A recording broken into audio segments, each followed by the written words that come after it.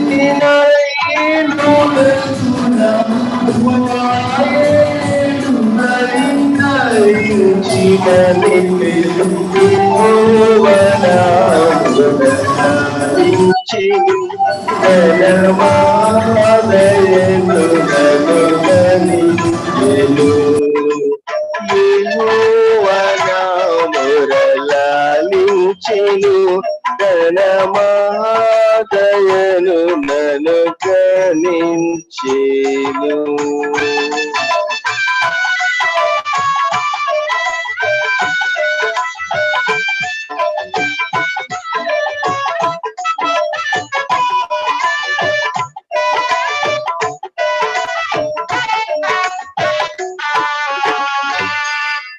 Praise lord. హల్లెలూయా.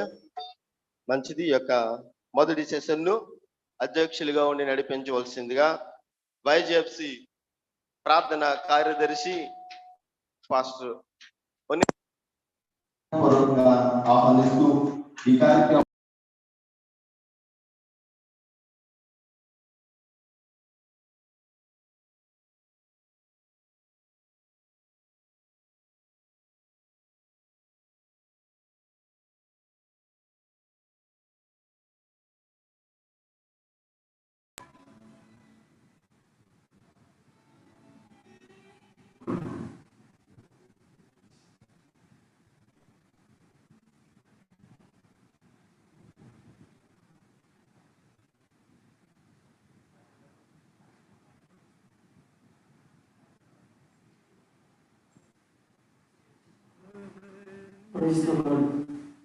దేవునికి స్తోత్రం.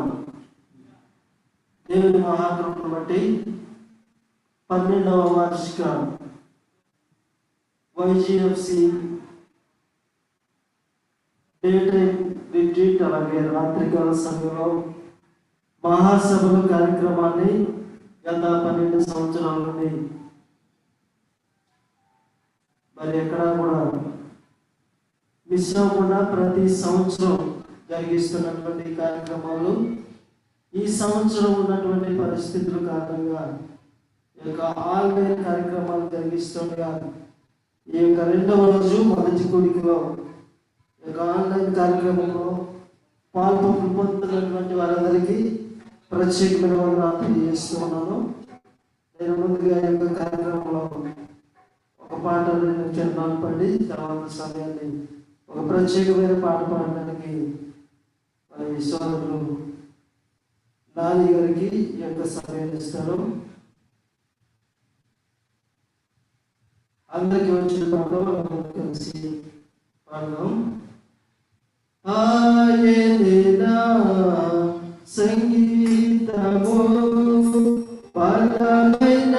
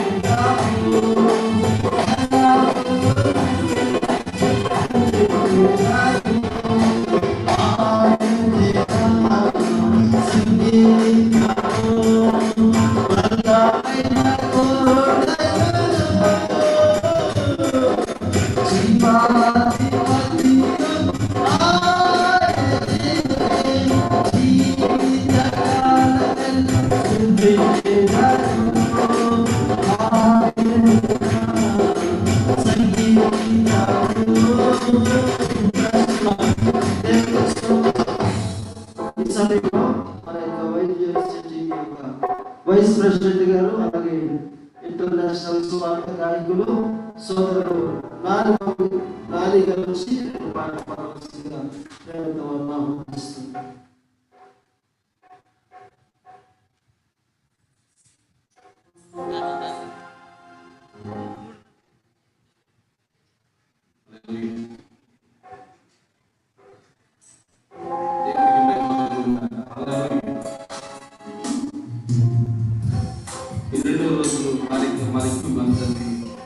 ఆహ్వానిస్తూ ఉన్నాము.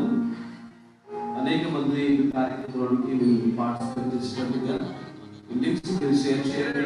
జూమ్ యాప్ ద్వారా, అలాగే యూట్యూబ్ ఛానల్ ద్వారా లైవ్ అనేది జరుగుతూ ఉంది. అనేక మందికి విషయాన్ని తెలియపరిచి అనేక మందిని కుడికిలో పాలెపాల్సి చేయాల్సిందిగా మనం చేస్తున్నాం.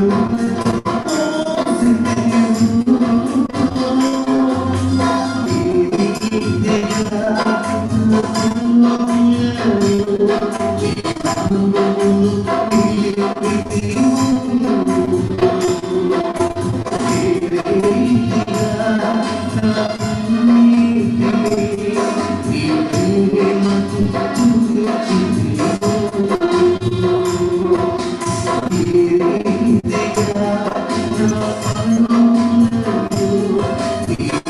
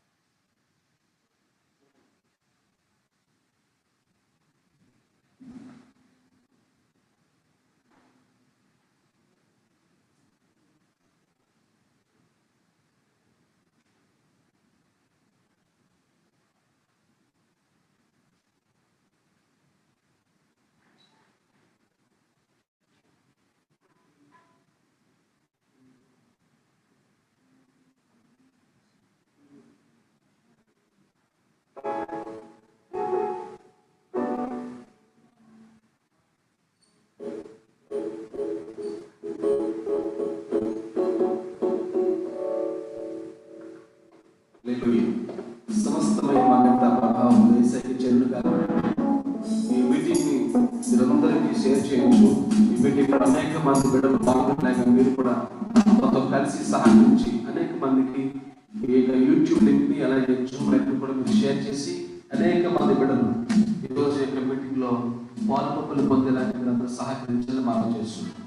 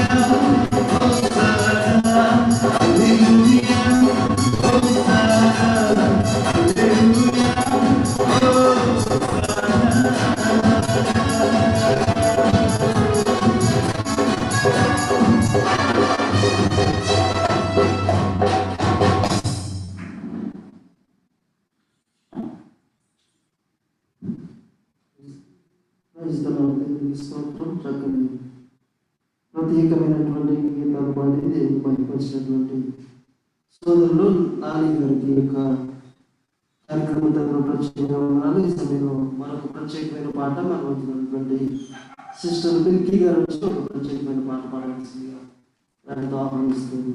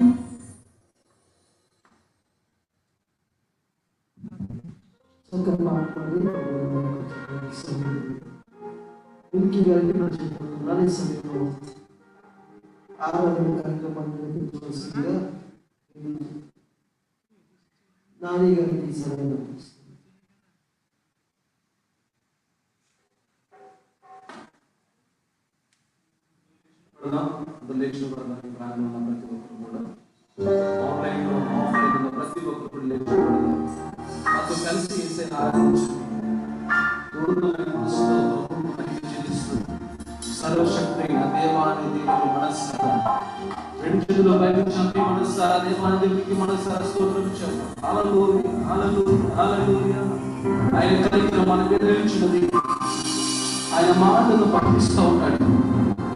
మానవుడు చేసిన పాపానికి తగ్గడానికి ప్రభువు పంపించాల్సిన శిక్షకు కానీ ఆయన తనకంటే శిక్ష కంటే ముందుగా తన వాక్కును పంపి పాపం చేయడానికి ఆలోచించే గొప్ప దేవుడైనా అలాంటి గొప్ప దేవుడు తన మాటను మన మధ్యలో ప్రకటించబోతున్నాడు.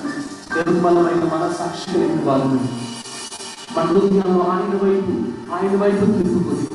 మనం ఆయన వైపు తిరిగి యేసయ్యను మనసారా మహిమపరుస్తూ ప్రభువు మాటల కొరకు చూస్తాం. యేసయ్యా కనికరమునుడా మనోహర ప్రేమను నిలిరా మీరేవా సంతోషంగా సర్వ సంపదలకు ఆధారము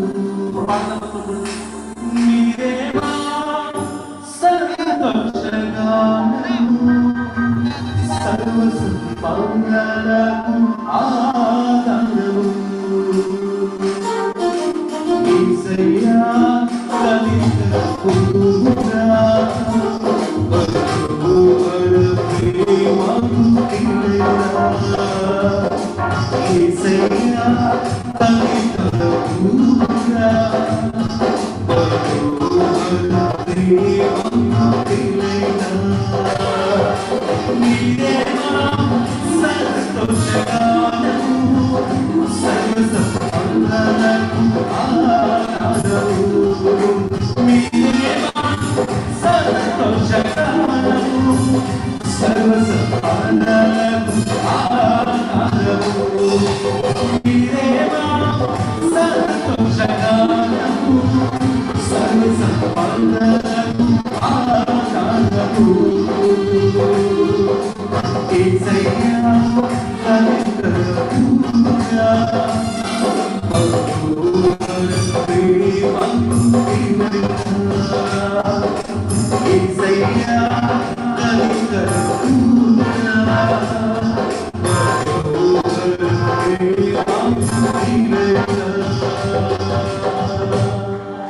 మీరేమా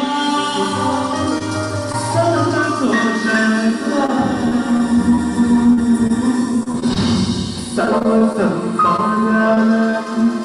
ఆధారము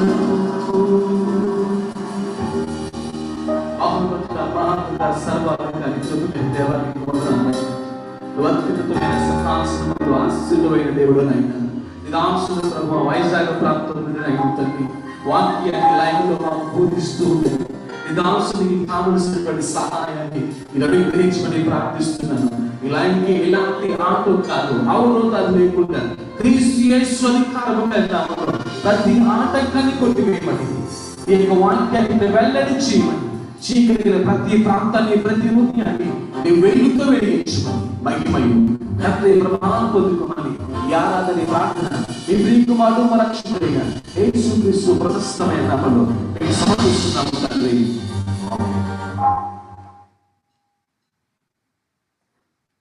దయచేసి కూర్చోండి. ఈ సమయంలో వైజాగ్ నుంచి దైవజనులు ఈ యొక్క 2వ దినము 1వ కోరికలో సేవలకు వర్తమానం అందించవలసిందిగా జేమ్స్ స్పీకర్ గారికి ఈ యొక్క సమయాన్ని అందిస్తూ ఉన్నాం.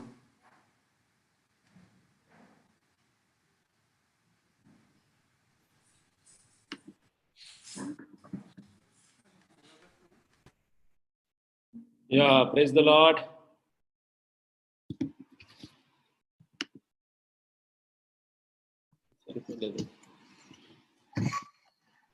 AC on cheyna.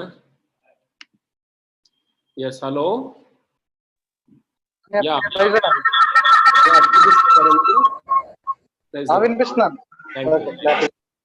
Thank you. Right. So YGFC, Young Generation for Christ, కోటాల్లో మీతో పాటు ఈ విధంగా కలిసి ఉండడాన్ని బట్టి నేను నిజంగా ప్రభువుని చాలా స్తుతిస్తూ ఉన్నాను. నేను సంతోషిస్తూ ఉన్నాను. చాలా సంవత్సరాల క్రితం రెగ్యులర్గా మీలో చాలా మందిని చూసి దేవుని పరిచర్యలో పాల్గొనే కృపని దేవుడు నాకు అనుగ్రహించినారు. కానీ ఈ మధ్యకాలంలో నేను నేరుగా రానప్పటికీ ఈ రిట్రీట్స్కి, ఈ ప్రోగ్రామ్స్కి ఈ విధంగా మీతో పాటు కలిపి ఉండడం నిజంగా దేవుని చిత్తమని నమ్ముతున్నాను. ఈ కరోనా ఉన్న ఈ రోజుల్లో కూడా దేవుడు మన ఎడ్ల ఎంత కృప చూపుతున్నారు కదండి. అంటే చాలా భయంకరమైన రోజుల్లో మనం ఉన్నాం. మీలో ఎక్కువ మంది ఈస్ట్ గోదావరి, మీ ఈస్ట్ గోదావరి అంటే అసలు ప్రపంచం అంతా తెలిసిపోయింది. ఎందుకంటే ఇండియాలో ఎక్కువ కేసెస్ ఉన్న ఊరు లేదా ఆ జిల్లా ఏంటంటే ఈస్ట్ గోదావరి. కాబట్టి ఇంత క్లిష్ట పరిస్థితుల్లో కూడా దేవుడు ఎంతో మన ఎడల నమ్మకంగా ఉండి మనకెంతో కృప చూపుతూ ఉన్నారు, మనకెంతో సహాయం చేస్తూ ఉన్నారు. కాబట్టి మీరందరూ చాలా జాగ్రత్తగా ఈ మాటలని వింటారని నేను అనుకుంటూ ఉన్నాను. జాగ్రత్తగా వినండి. మరి లైవ్లో కంట ఈ విధమైన ఏర్పాటులో కొంత కాన్సన్ట్రేషన్ ఎక్కువ ఉండాలి. కాబట్టి మీరు చాలా జాగ్రత్తగా వినాలి. ఎందుకంటే మేమంతా కూడా ఆన్లైన్ క్లాసెస్ రన్ చేస్తున్నాం. మొన్న సడన్గా ఒక పెద్ద ఆయన కాల్ చేశాడు. వాళ్ళ అబ్బాయి మా దగ్గర చదువుతున్నాడు. సార్ నేను వేరే ఊర్లో ఉంటానండి, కరోనా వల్ల రాలేకపోయాను రెగ్యులర్గా. సో వచ్చి చూసినప్పటికల్లా మా అబ్బాయి మీ క్లాస్ ఎంతో అద్భుతంగా వింటున్నాడు అనుకుంటే రూమ్లో వీడియో ఆఫ్ చేసేసి రూమ్లో పెట్టేసాడు, ఊరి మీద తిరుగుతున్నాడంట. మేమేమో బాగా వింటున్నారు అనుకొని చెప్పేస్తున్నారు సార్. 20,000 పెట్టి మొబైల్ ఫోన్ కొనిపించాడు, ఆన్లైన్ క్లాసులు అబ్బో అంట, అమ్మో ఎంత బాగా చదివేస్తున్నాడు అనుకొని కొన్నాడంట పాపం. కాబట్టి ఈ ఆన్లైన్ మోడ్లో చాలా జాగ్రత్తగా మనం వాక్యాన్ని వినాలి. అట్లా పిల్లలు పాఠాలు వినేటట్లు మా ఇంట్లో 2 ఉన్నారు పిల్లలు. వాళ్ళు వింటున్నారో లేదో అసలు ఎవరికీ అర్థం కాదనమాట. సో అట్లా కాకుండా మీ వీడియోస్ అన్నీ మీరు ఆఫ్ చేసి ఉన్నా మీ కాన్సన్ట్రేషన్ అంతా కొన్ని నిమిషాలు ఎక్కువసేపు నేను తీసుకోను, 45 minutes to 1 hour మ్యాక్స్. కానీ మీరు చాలా జాగ్రత్తగా వినాలి. 1 పేతురు 4:2 నిన్న సోదరులు ఈ వాక్యాన్ని గుర్తు చేశారు. ఆరంభంలో నేను జస్ట్ 2-3 minutes ఉన్నాను, తర్వాత నేను ఇందులో పాల్గొలేకపోయాను. కానీ ఇది చాలా మంచి వాక్య భాగం. మీ థీమ్ కూడా, అంశం కూడా చాలా బాగుంది. దేవునికి ఇష్టమైన నడత. దేవునికి ఇష్టమైన నడత ఏం రాశారు? The walk God likes. దేవునికి ఇష్టమైన నడత. 4వ అధ్యాయం 1-2 చదవాలి మనం కలిపి. 1 పేతురు 4:1. క్రీస్తు శరీరమందు శ్రమ పడిన కనుక మీరును అట్టి మనసును ఆయుధముగా ధరించుకోండి. అసలు ఈ పాయింటే మనం మరలా చదవాలి. ఆయుధం అంటే ఏంటి? ఇతరులను బాధ పెట్టేది. మన దగ్గర ఒక ఆయుధం ఉంటే, ఒక గన్ ఉంటే ఎదుటోడిని పేలుస్తాం, లేదంటే ఒక కత్తి ఉంటే ఎదుటోడిని పొడాలి. ఇప్పుడు శ్రమ పొందిన శరీరము, క్రీస్తు శరీరం అందు మీరు కూడా అలాంటి మనసును ఆయుధముగా ధరించుకున్నది అంటే మీ ఆయుధమే భరించడం. ఇది అసలు ఎప్పుడైనా మీరు ఆలోచించారా? ఎందుకు భరించాలి? నా చేతిలో ఆయుధం ఉంటే అనుకోవచ్చు. ఈ ఆయుధం భరించే ఆయుధం. ఫిలిప్పీయులకు రాసిన పత్రిక 2:5 పౌలు అంటాడు, అందుకే క్రీస్తు కలిగిన ఈ మనసు మీరును కలిగి ఉన్నది.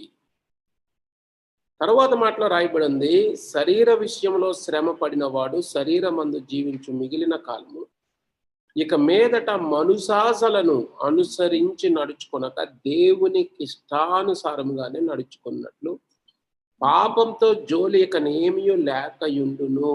తర్వాత ఇంకా చాలా చాలా చాలా విషయాలు అక్కడ రాసి ఉన్నాయి. కాబట్టి యవనస్తులారా, జాగ్రత్తగా ఈ మాటలు మనము ఆలోచిస్తే, దేవునికి ఇష్టానుసారంగా నడుచుకున్నట్లు, దేవునికి ఇష్టంగా నడుచుకున్నట్లు. ఇప్పుడు జాగ్రత్తగా వినండి నేను చెప్పేది. నువ్వు ఏదైనా ఒక వస్తువుని కొనుక్కున్నావు అనుకో, ఆ వస్తువుని నువ్వు కొనుక్కున్నప్పుడు నీ ఇష్ట ప్రకారం ఆ వస్తువు పని చెయ్యాలని కోరుకుంటావా, లేదా ఆ వస్తువు ప్రకారం ఇష్ట ప్రకారం ఉంటుందా? ఉండదు కదా. అమ్మ నేను కొనుక్కున్నాను కాబట్టి నేను చెప్పినట్లు వినాలి అంటావు. ఉదాహరణకి ఒక టీవీ కొనుక్కున్నారు. టీవీ పెద్ద 42 ఇంచో 49 ఇంచ్ టీవీ కొన్నారు. ఇప్పుడు టీవీలో ఐపీఎల్ క్రికెట్ మ్యాచ్ పెట్టాలి. నువ్వు ఐపీఎల్ క్రికెట్ మ్యాచ్ పెడుతుంటే ఎంతసేపు క్రికెట్ మ్యాచ్ చూస్తాం అని సాక్షి టీవీకి మారిపోతుంది అనుకోండి. దానికి అది మీరు ఒప్పుకుంటారా? నేను ఓనర్ని, నేను కొన్నాను, నేను మారుస్తుంటాను, నేను నచ్చినట్లుగా నువ్వు నడుచుకోవాలి, నాకు నచ్చినట్లు నువ్వు నడుచుకోవాలి. ఒక యంత్రాన్ని మనిషి తయారు చేసినప్పుడు యంత్రం యొక్క కంప్లీట్ కంట్రోల్ మనిషి చేతిలో పెట్టుకొని మనిషికి ఇష్టమైనట్లు యంత్రం పనిచేయాలి. ఏ రోజైతే మనిషికి ఇష్టమైనట్లు యంత్రం పనిచేయలేదో ఆ వస్తువుని ఇంకా ఆ రోజు నుండి వాడరు. ఉదాహరణకి మీ ఇంట్లో ఏసీ ఉంది, ఎయిర్ కండిషనర్ కొనుక్కున్నారు. సరే, ఏసీ నుండి ఏ గాలి వస్తుందని కొనుక్కుంటాడు ఎవడైనా? చల్లగాలి వస్తుందని కొనుక్కుంటారు. కొన్ని రోజుల తర్వాత మీ ఏసీలో నుండి వేడి గాలి వస్తుంది అనుకోండి, ఏం చేస్తారు? దాన్ని వాడతారా? మీకు ఇష్టమేనా అది? అరే నిన్ను 30,000 పెట్టి కొనుక్కున్నాను, నేను చెప్పినట్లు నువ్వు వినాలి, నాకు ఇష్టమైనట్లు నువ్వు ఉండాలి అంటాం కదా. తప్పేం లేదు కదా అందులో.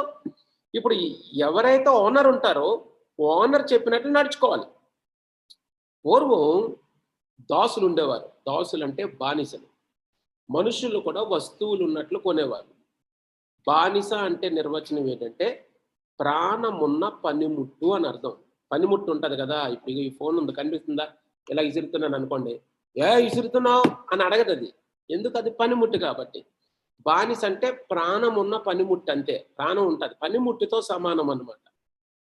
హక్కులుండు, ఇష్టాలుండు, సొంత కోరికలుండు, యజమానుడు ఏం చెప్తే అది వినాల్సిందే. ఇప్పుడు వినండి యవనస్తులారా జాగ్రత్తగా. ఇప్పుడు ఈ మాట నేను చదువుతున్నాను, జాగ్రత్తగా వినండి. దేవుని ఇష్టానుసారముగానే నడుచుకున్నట్లు అన్న ఆ మాటను అర్థం చేసుకున్నప్పుడు ఏంటి, దేవుని ఇష్టానుసారంగా నేను నడుచుకోవలసిన అసలు అసలు అదేమైనా ఆప్షనల్ పాయింటా, లేదా అది మ్యాండటరీయా, కంపల్సరీనా? వినండి జాగ్రత్తగా, ఈ మాట చెప్తాను. అపోస్తలుల కార్యాలు 20వ అధ్యాయం 28వ వచనంలో పౌలు మిలేతు ద్వీపంలో ఉన్నప్పుడు ఎఫెసీ సంఘ పెద్దలు అక్కడికి వస్తారు. వచ్చినప్పుడు ఏమంటారంటే పౌలు వాళ్ళతో మాట్లాడుతూ, దేవుడు తన స్వరక్తం ఇచ్చి సంపాదించిన సంఘము అంటాడు. దేవుడు తన స్వరక్తం ఇచ్చి సంపాదించుకున్నాడు. సంఘం అంటే నువ్వే. You are the temple of the holy ghost, holy spirit, పరిశుద్ధాత్మక ఆలయం. 1 కొరింథీ 3వ అధ్యాయం ఆఖరిలో కానీ 6వ అధ్యాయం ఆఖరిలో కానీ మనకు బాగా తెలిసిన వాక్యాలు అవి. మీరు దేవుని ఆలయం అని ఎరుగురా. కాబట్టి దేవుడు ఇప్పుడు తన స్వరక్తం ఇచ్చి, కింద రాసుంటది, ప్రభువు తన స్వరక్తం ఇచ్చి కొనుక్కున్నాడు నిన్ను నన్ను. తన స్వరక్తం ఇచ్చి కొనుక్కున్నాడు. మరలా వినండి, ఈ పాయింట్ ఒకసారి ఆలోచించండి. ఒక వస్తువు యొక్క ఖరీదు దాని విలువ బట్టి ఉంటుంది. ఒక వస్తువు యొక్క ఖరీదు దాని విలువ బట్టి ఉంటుంది. బంగారం ఎందుకండి అంత విలువైంది అంటే అంత ఖరీదు కాబట్టి ఒక వస్తువు యొక్క విలువ ఆ వస్తువు యొక్క ఖరీదు బట్టి ఉంటుంది. రెండు ఇంటర్లింక్డ్ అన్నమాట. ఇప్పుడు వినండి, 10 లక్షలు పెట్టి కారు కొనుక్కోవచ్చు, 20 లక్షలు పెట్టి కారు కొనుక్కోవచ్చు, 1 కోటి రూపాయలు పెట్టి కూడా కారు కొనుక్కోవచ్చు. నేను ఒకసారి నా దగ్గర చదువుకున్న అబ్బాయి ఆడి కారులో షోరూంలో పనిచేస్తే ఏదో ఫంక్షన్ పిలిచాడు. నన్ను అలా ట్రైల్ తిప్పి, సార్ ఒక 1,00,000 రూపాయలు డిస్కౌంట్ ఉంది సార్, కారు కొంటారా అన్నాడు. ఎంత అంటే 2 కోట్లు అన్నాడు. 2 కోట్లు పెట్టి సార్, 20 కోట్లు 30 కోట్లు ఇంకా ఎక్కువ కోట్లు పెట్టి, అంటే అంత రేటు పెట్టి ఒక కారును కొంటే ఆ కారు కొన్న యజమానుడికి ఆ కారు ఎంత ఇష్టంగా ఉండాలి. ఇప్పుడు వినండి, ఖరీదు బట్టి విలువైతే ఈ భూమి మీద ఎవడైనా దేనినైనా తన స్వరక్తం ఇచ్చి కొంటాడా? స్వరక్తం ఇచ్చి కొనాలి అంటే ఆ అవతలున్న వస్తువుకి కానీ వ్యక్తికి కానీ ఎంత విలువ ఉండాలి ఆలోచించండి. దేవుడు తన స్వరక్తం ఇచ్చి నిన్ను కొనుక్కున్నాడు. అందుకన్నా నువ్వు సొత్తు కాదు, నువ్వు విలువ పెట్టి కొనబడ్డావని. నువ్వు సొత్తు కాదు, నువ్వు విలువ పెట్టి కొనబడ్డావు అన్నప్పుడు రక్తం ఇచ్చి కొనుక్కున్న ప్రభువుకి ఇష్టంగా ఉండకుండా నువ్వు ఇంకెలాగుంటావు? ఆయన తన స్వరక్తం ఇచ్చి కొనుక్కున్నాడు నిన్ను. నేను చాలా సంవత్సరాల క్రితం నోకియా ఒక మ్యూజిక్ సిరీస్ ఫోన్ కొన్నాను. 8,000 ఫోన్, అది 6,000కి దొరికింది. డిస్కౌంట్లో కొన్నాను. బాగుంటుంది, చిన్నది ఉంటుంది, చాలా మంచి మ్యూజిక్ వస్తుంది. సరే బాగానే ఉంది. 6 నెలలు పనిచేశాక జబ్బు వచ్చింది. ఏం జబ్బు వచ్చింది అంటే, మీరు ఫోన్ చేస్తే ఫోన్ వినబడుతుంది, రింగ్ వస్తుంది, అంతా వినిపిస్తుంది, కానీ ఫోన్ ఆన్సర్ చేద్దామంటే పని చేయదు. బట్టలే పని చేయవు. ఇప్పుడు చాలా పెద్ద ఆయన కాల్ చేస్తున్నాడు, మళ్ళీ ఫోన్ చేస్తాడు, మళ్ళీ ఫోన్ చేస్తాడు, ఇచ్చుదామంటే ఆన్సర్ చేయడం కావదు. నాకేమనిపించింది తెలుసా, ఈ ఫోన్ ఇలా నేలకేసి మొక్కలు ఇరగొట్టేస్తే ఎంత బాగుంటుంది. ఎందుకు? దాన్ని 6,000 పెట్టి కొన్నానండి. ఏ పని కొరకు కొన్నాను? మంచిగా మాట్లాడడానికి కొంటే అది కనీసం బట్టలు పని చేయట్లేదు. వెంటనే పరిశుద్ధాత్మ దేవుడు నాతో ఆ క్షణంలో మాట్లాడుతూ ఉన్నారు.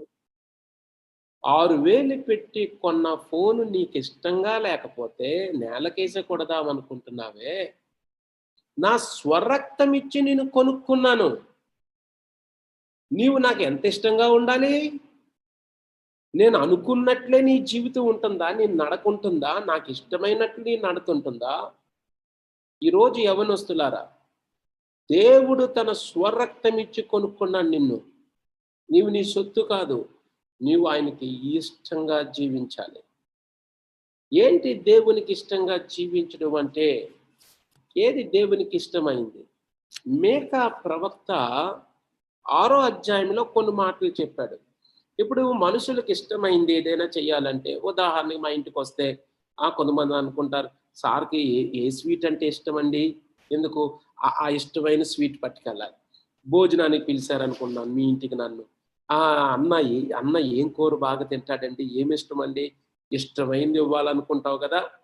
సరే, ఇప్పుడు నేను ఫౌండేషన్ చెప్పిన, దేవునికి ఇష్టంగా నడవడం అన్నది మ్యాండటరీ, ఆప్షనల్ కాదు. ఎందుకంటే ఆయన స్వరక్తం ఇచ్చి మనల్ని కొనుక్కున్నాడు. Point number 1. సరే, ఇప్పుడు ఆయనకి ఇష్టమైనట్లుగా నేను నడుచుకుంటాను. ఎందుకు ఏమి చేస్తే ఆయనకి ఇష్టం? మీకు 6వ అధ్యాయం 6వ వచనంలో అంటాడు, ఏమి తీసుకొని వచ్చి నేను యెహోవాను దర్శింతును, ఏమి తీసుకొని వచ్చి మహోన్నతుడైన దేవుని సన్నిధిని నమస్కారం చేతును, ఏం తీసుకొని వస్తే ఆయన ఆనందంగా ఇష్టంగా స్వీకరిస్తాడు. ఒక గురువు గారి దగ్గరికి ఒక శిష్యుడు వెళ్తున్నప్పుడు గురువుకి ఏమి ఇష్టమో గురుదక్షిణం తీసుకొని వెళ్తాడు కదా. ఇప్పుడు నా ప్రభువుని నేను దర్శించడానికి ఏమి తీసుకొని వెళ్తే సరిపోతుంది, లేకపోతే ఆయన ఆనందపడతాడు?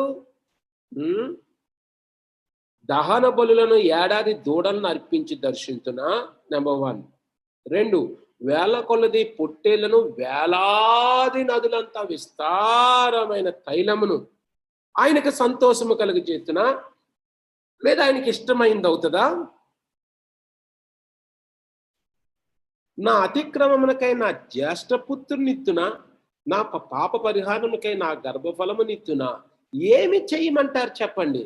ప్రశ్నలు ప్రశ్నలు ప్రశ్నలు ప్రశ్నలు, ఇవేం అవసరం లేదు. ఓ మనుష్యుడా విను, ఓ మ్యాన్, ఏది ఉత్తమమో అది నీకు తెలియజేయబడి ఉన్నది.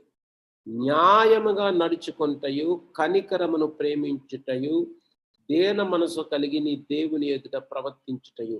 ఇంతే కదా యెహోవా నిన్ను అడుగుచున్నాడు. ఆయనకి ఇష్టమైనవి 3 కదా. నువ్వు అది చేస్తాను, ఇది చేస్తాను, అది తెస్తాను, ఇది తెస్తాను అవసరం లేదండి. దేవునికి ఇష్టమైన నడత ఇక్కడ ఉంది. నెంబర్ 1, న్యాయముగా నడుచుకొనుట. నెంబర్ 2, కనికరమును ప్రేమించుట. నెంబర్ 3, దేన మనసు కలిగి నీ దేవుని ఎదుట ప్రవర్తించుట. ఈరోజు మొదటి అంశం ఒకటి చెప్తాను, రేపు వేరే క్యారెక్టర్ స్టడీ మనం చేద్దాం. జాగ్రత్తగా వినండి. ఏంటి న్యాయంగా నడుచుకోవడం అంటే? దేవుని ఎదుట న్యాయంగా నడుచుకోవడం అంటే ఎలా నడుచుకోవాలి, ఏం చెయ్యాలి, ఎలా ఉండాలి? త్వరగా 15 పాయింట్లు చెప్తాను. జాగ్రత్తగా వినండి. త్వరగా నేను ముగించడానికి ప్రయత్నం చేస్తాను. దేవునికి ఇష్టమైన నడత గురించి ప్రభువు చెప్పినారు. ప్రభువే చెప్పారు ఏది ఆయనకి ఇష్టమైన నడత, ఏది న్యాయంగా నడవడం అంటే ఏంటి. అన్యాయంగా నడిచేవాడిని దేవుడికి ఇష్టమైన నడతగా ఉండదు. న్యాయముగా నడుచుట. ఏమిటి న్యాయంగా నడుచుట? మత్తయి సువార్త 5వ అధ్యాయం తెరవండి. 5, 6, 7 అధ్యాయాల నుండి నేను త్వరగా 15 అంశాలను చెప్తాను. మీరు జస్ట్ అలా జాగ్రత్తగా వినండి. నేను చెప్పాను, దేవునికి ఇష్టంగా నడవడం అన్నది తప్పనిసరి. మనం తప్పకుండా నడవాలి ఇష్టంగా. ఎందుకు ఇష్టంగా నడవాలి అంటే, ఆయన మనల్ని రక్తం ఇచ్చి కొనుక్కున్నాడు. ఒక మనిషి ఒక వస్తువును కొనుక్కుంటే ఆ వస్తువు తనకిష్టమైనట్లు నడవాలని కోరుతాడు. కాబట్టి దేవుడు నిన్ను ఆయన స్వరక్తం ఇచ్చి కొన్నాడు. కాబట్టి ఆయనకి ఇష్టమైన నడతను నడిచ బద్దులమై ఉన్నాం మనందరూ కూడా. ఎలాగండి నడవాలి చూడండి. శాస్త్రుల నీతి కంటే, పరిసయ్యుల నీతి కంటే మీ నీతి అధికము కాని ఎడలా మీరు పరలోక రాజ్యంలో ప్రవేశింపనేరని మీతో చెప్పుచున్నాను. ఏంటి శాస్త్రుల నీతి, పరిసయ్యుల నీతి? వాళ్ళు ఏమైనా భక్తులేనో అనుకుంటున్నారేమో మీరు. కానీ యోధ మత ఆచారాల్లో వారానికి 2 రోజులు ఉపవాసం ఉండి దశమ భాగములు ఇస్తూ ఎంత ఖచ్చితమైన భక్తి చేసేవాళ్ళు వాళ్ళకి తెలిసిన భక్తి అది. కుదరని సరిపోద్ది అన్నాడు ఆయన. దేవునికి ఇష్టమైన నడత గురించి యేసు ప్రభు సెర్మన్ ఆన్ ది మౌంట్, కొండ మీద ప్రసంగించినాడు ఆయన. 3 అధ్యాయాల ప్రసంగం అది. One of the greatest speeches ever preached on this earth. ఎంత అద్భుతమైన బోధ. నేను డిగ్రీ చదువుతున్నప్పుడు కాలేజ్ సెకండ్ వచ్చానని బుక్ ఇచ్చారు. Greatest speeches in the world. Abraham లింకన్ది, అలా స్వామి వివేకానంద గారి స్పీచ్ ఉంది. రకరకాల స్పీచ్లు ఉన్నాయి. ప్రపంచంలో ఎన్ని గొప్ప బోధలైన తిండి దీని దగ్గర మరుగుజ్జుగా మిగిలిపోతాయి. ఈ స్థాయికి రాలేవండి. యేసు ప్రభు మానవుడి నుండి దేవుడు ఏమి కోరుతున్నాడో చాలా చాలా చాలా స్పష్టంగా చెప్పారు. చాలా విషయాలు ఉన్నాయి. చూడండి 21వ వచనం చదువుతూ, నరహత్య చేయవద్దు. మొదటి ప్యాసేజ్, అన్ని ప్యాసేజ్లు చదవను, పారాగ్రాఫ్గా చదవాలి బైబిల్ ఎప్పుడు కూడా. వినండి, బైబిల్ ఒరిజినల్గా రాయబడినప్పుడు వచనాలతో రాయబడలేదు, అధ్యాయాలతో రాయబడలే, పారాగ్రాఫ్స్గా రాయబడ్డాయి. కాబట్టి పాకెట్ క్యాలెండర్లో వచనం చదువుతాను, మాకు ఏలాడబడిన క్యాలెండర్లో వచనం చదివేస్తాను, అదే కుదరదు. అలాగా నీకు ఎంత సమయం లేకపోయినా కనీసం ఒక పారాగ్రాఫ్ చదవాలి. ఒక అధ్యాయం కూడా కాదనట్లేదు నేను, కనీసం ఒక పారాగ్రాఫ్, కనీసం. లేకపోతే దయచేసి చదవకండి. ఒక వచనాన్ని తీయడు, ఆ ఒక్క వచనం నుండి కుదరదు. At least 1 paragraph. కాబట్టి ఇక్కడ చాలా చాలా పారాగ్రాఫ్లు ఉన్నాయి, 5, 6, 7 అధ్యాయాల్లో. సో 21 నుండి 26 వరకు ఒక పారాగ్రాఫ్ ఉంది. అందులో ఏమని రాయబడి ఉందంటే, నరహత్య చేయవద్దని మీరు విన్నారు కదా. అవునండి, అది 10వ ఆజ్ఞలో ఒక ఆజ్ఞ, ప్రాముఖ్యమైన ఆజ్ఞ. నరహత్య చేయకూడదు, మేము ఎవరిని నరహత్య చేయలేదండి అని మీరు అంటారు కదా. నేను మీతో చెప్పేది ఏంటంటే, మీ సహోదరుని మీద మీరు కోపపడు ప్రతివాడు సహోదరుని చూసి వ్యర్థుడా అని చెప్పేవాడు లేదా ద్రోహి అనేవాడు నరహత్యతో సమానం. నీ కోపము, ఇంగ్లీష్లో యాంగర్ అంటారు, వినండి. యాంగర్ ముందు డి అన్న వర్డ్ పెట్టండి, డేంజర్ అంటారనమాట. Anger danger. అది నీకు ఎంత కీడుని తీసుకొస్తుంది యవనస్తులారా, వినండి. ఈ రోజుల్లో యవనస్తులకు ఎంత కోపంలో ఆవేశంలో తీసుకునే నిర్ణయాలు జీవితాన్ని పతనం చేస్తాయి. ఎంతకొస్తే అంత మాట్లాడుతున్నారండి ఈరోజు యవనస్తులు. నా కోపం వచ్చిందంటే అంటది మా కూతురు, కోపం రాకూడదు నీకు. అదేంటన్నా కోపం రాకూడదా? కోపం ఎంతవరకా? పాపం అవ్వకుండా ఉన్నంత కోపం మాత్రమే. హోలీ యాంగర్ అది. ఎదుటి వ్యక్తి బాగుపడాలనే కోపం అది. కానీ ఆయాసంతో, చూసారు, అది దేవునికి ఇష్టం ఉండదు. కొంతమంది అవనస్తులు గ్రెడ్జ్ పెట్టుకుంటారు, పగ. దేవుని మందిరాల్లో కూడానండి, మేము పలానా వాళ్ళతో మాట్లాడమండి, వాళ్ళ అన్నతో మాట్లాడడం మానేసాను, ఆవిడతో మాట్లాడను, అల్లాలతో మాట్లాడను. అయ్యో, అది దేవునికి ఇష్టమైన నడత కాదు. శ్రమ పొందిన క్రీస్తు శరీరము అని మాట్లాడుతున్నాడు పేతురు కదా. మీరు క్రీస్తేసు కలిగిన మనసు కలిగి ఉండాలి. ఆ మనసును మీరు ఆయుధంగా ధరించుకోమన్నాడు. ఆయన ఎంత ఎంత భయంకరమైన శిక్ష ఆయన భరిస్తూ కూడా ఆయన సహనాన్ని కోల్పోలేదు. ఈరోజు టెంపర్ని కంట్రోల్ చేసుకోకపోవడం వలన యవనస్తులారా మీరు ఎంతో నష్టపోతున్నారు. దేవునికి ఇష్టమైన నడత కాదు. కోపపడచ్చు, ఆయాసం ఉండకూడదు. కొంతమంది చూడండి, ఆయాసం ఆ పేరెత్తొద్దు అంటారు. నీ ఆరోగ్యం పాడైపోద్ది దానివల్ల, నువ్వెంతో నష్టపోతున్నావు దానివల్ల. ప్రభు అంటున్నాడు, నువ్వు పాటలు పాడుతున్నావు, అర్పణలు తెస్తున్నావు, ఇవన్నీ అక్కర్లేదు నాకు. అవన్నీ అక్కడ వదిలే, అర్పణ అక్కడ వదిలే, వెళ్ళి మొదట సమాధానం పడు. మీకు తెలియదంటే వాళ్ళ సంగతి, దేవునికి అన్నీ తెలుసు. నీవు కోపపడు కానీ పాపం చెయ్యద్దు. నీ లోపల ఆయాసం ఉంచుకోవద్దు. దేవుడు మన బలుల గురించి లేదా మన అర్పణ గురించి ఆయన పట్టించుకోడండి. మనం పాటలు పాడి మంచిది, అవన్నీ మంచిదే, వాయిద్యాలు, పాటలు, ఆరాధన, వాటన్నిటికంటే ఆయనకు నీ హృదయం చాలా ఇంపార్టెంట్. నీ హృదయము, ఇర్మియా అన్నాడు, హృదయం అన్నిటికంటే మోసకరమైనది, ఘోరమైన వ్యాధి కలిగింది. చాలా జాగ్రత్తగా నువ్వు చూసుకోవాలి నీ హృదయాన్ని. ఈరోజు ఏదో ఒక మాట పడడానికి నువ్వు ఇష్టపడలేదు, ఊగిపోతున్నావు. ఎందుకు అంత కోపం ఎందుకు? దేవుడు అన్నారు, తగ్గు, బామ్మలుగుండు, కోపం అన్నది తీసుకో, చాలా డేంజర్. యాంగర్ ఈజ్ డేంజర్, దాన్ని తీసేసుకో. ఇంకేం చెయ్యాలండి? రెండవ మాట, వ్యభిచారం చెయ్యొద్దని చెప్పారు కదా. అవునండి, అవును, చాలా ఇంపార్టెంట్ ఆజ్ఞ అండి. నేను వ్యభిచారం చేయనండి అస్సలు, అమ్మో అలాంటి పాపాలే. వినండి, వ్యభిచారం చెయ్యొద్దు అని మీరు విన్నారు కదా, సరిపడదంతా. ఇంకా ఎక్కువ స్టాండర్డ్ ఉంది. ఒక స్త్రీని మోహపు చూపుతో, తప్పుడు చూపుతో చూస్తే చాలు, నువ్వు ఆల్రెడీ యు కమిటెడ్ అడల్టరీ అన్నాడు. అప్పటికే వ్యభిచారం చేసేసావు. శాస్త్రుల నీతి, పరిసయ్యుల నీతి ఏంటి? ఎవరినైనా పొడిస్తేనే నరహత్య. కానీ యేసు ప్రభు అంటున్నాడు అంతకంటే ఎక్కువ నీతి ఉండాలి. నువ్వు ఆయాసంతో నీ సహోదరుని మీద కోప్పడితే అది నరహత్య అన్నాడు. పరిసయ్యుల నీతి, శాస్త్రుల నీతి ఏంటి? నువ్వు ఎవరిదైనా వ్యభిచార పాపం చేస్తేనే వ్యభిచారం. కానీ యేసు ప్రభు ఆ నీతి కాదు. నాకు ఇష్టమైన నడత, నీ కళ్ళు శుభ్రంగా ఉండాలి, నీ కళ్ళు నీ దేహానికి దీపము. యవ్వనస్తులారా, ఏం చూస్తున్నావు సెల్ ఫోన్లో? ఎవ్వరూ లేనప్పుడు నీ నేత్రాలు ప్రభువుని చూస్తున్నాయా, పాపం వైపు చూస్తున్నాయా? జాగ్రత్త. ఎవరినైనా నువ్వు ఒక తప్పుడు చూపుతో చూసినా అది వ్యభిచారమే అన్నాడు ప్రభు. అది ఆయనకి ఇష్టం లేనిది. నీ కన్ను నిన్ను అభ్యంతరపరిస్తే కన్ను తీసేమన్నాడు ఆయన. చెయ్యి అభ్యంతరపరిస్తే చేతిని తీసేమన్నాడు ఆయన. ఎందుకంటే నిత్యత్వం అయ్యా ప్రాముఖ్యమైంది. నిత్యము నువ్వు పరలోకంలో ఉండాలి. అవుటోడివై ఉన్న ఒక కన్ను లేకుండా బతకడం మంచిది కదా, కాలు లేకుండా, జబ్బు లేకుండా బతకడం మంచిది కదా. పరలోకాన్ని తాకట్టు పెట్టే బదులు, పరలోకాన్ని వదులుకుండే బదులు జాగ్రత్తగా ఆలోచించండి.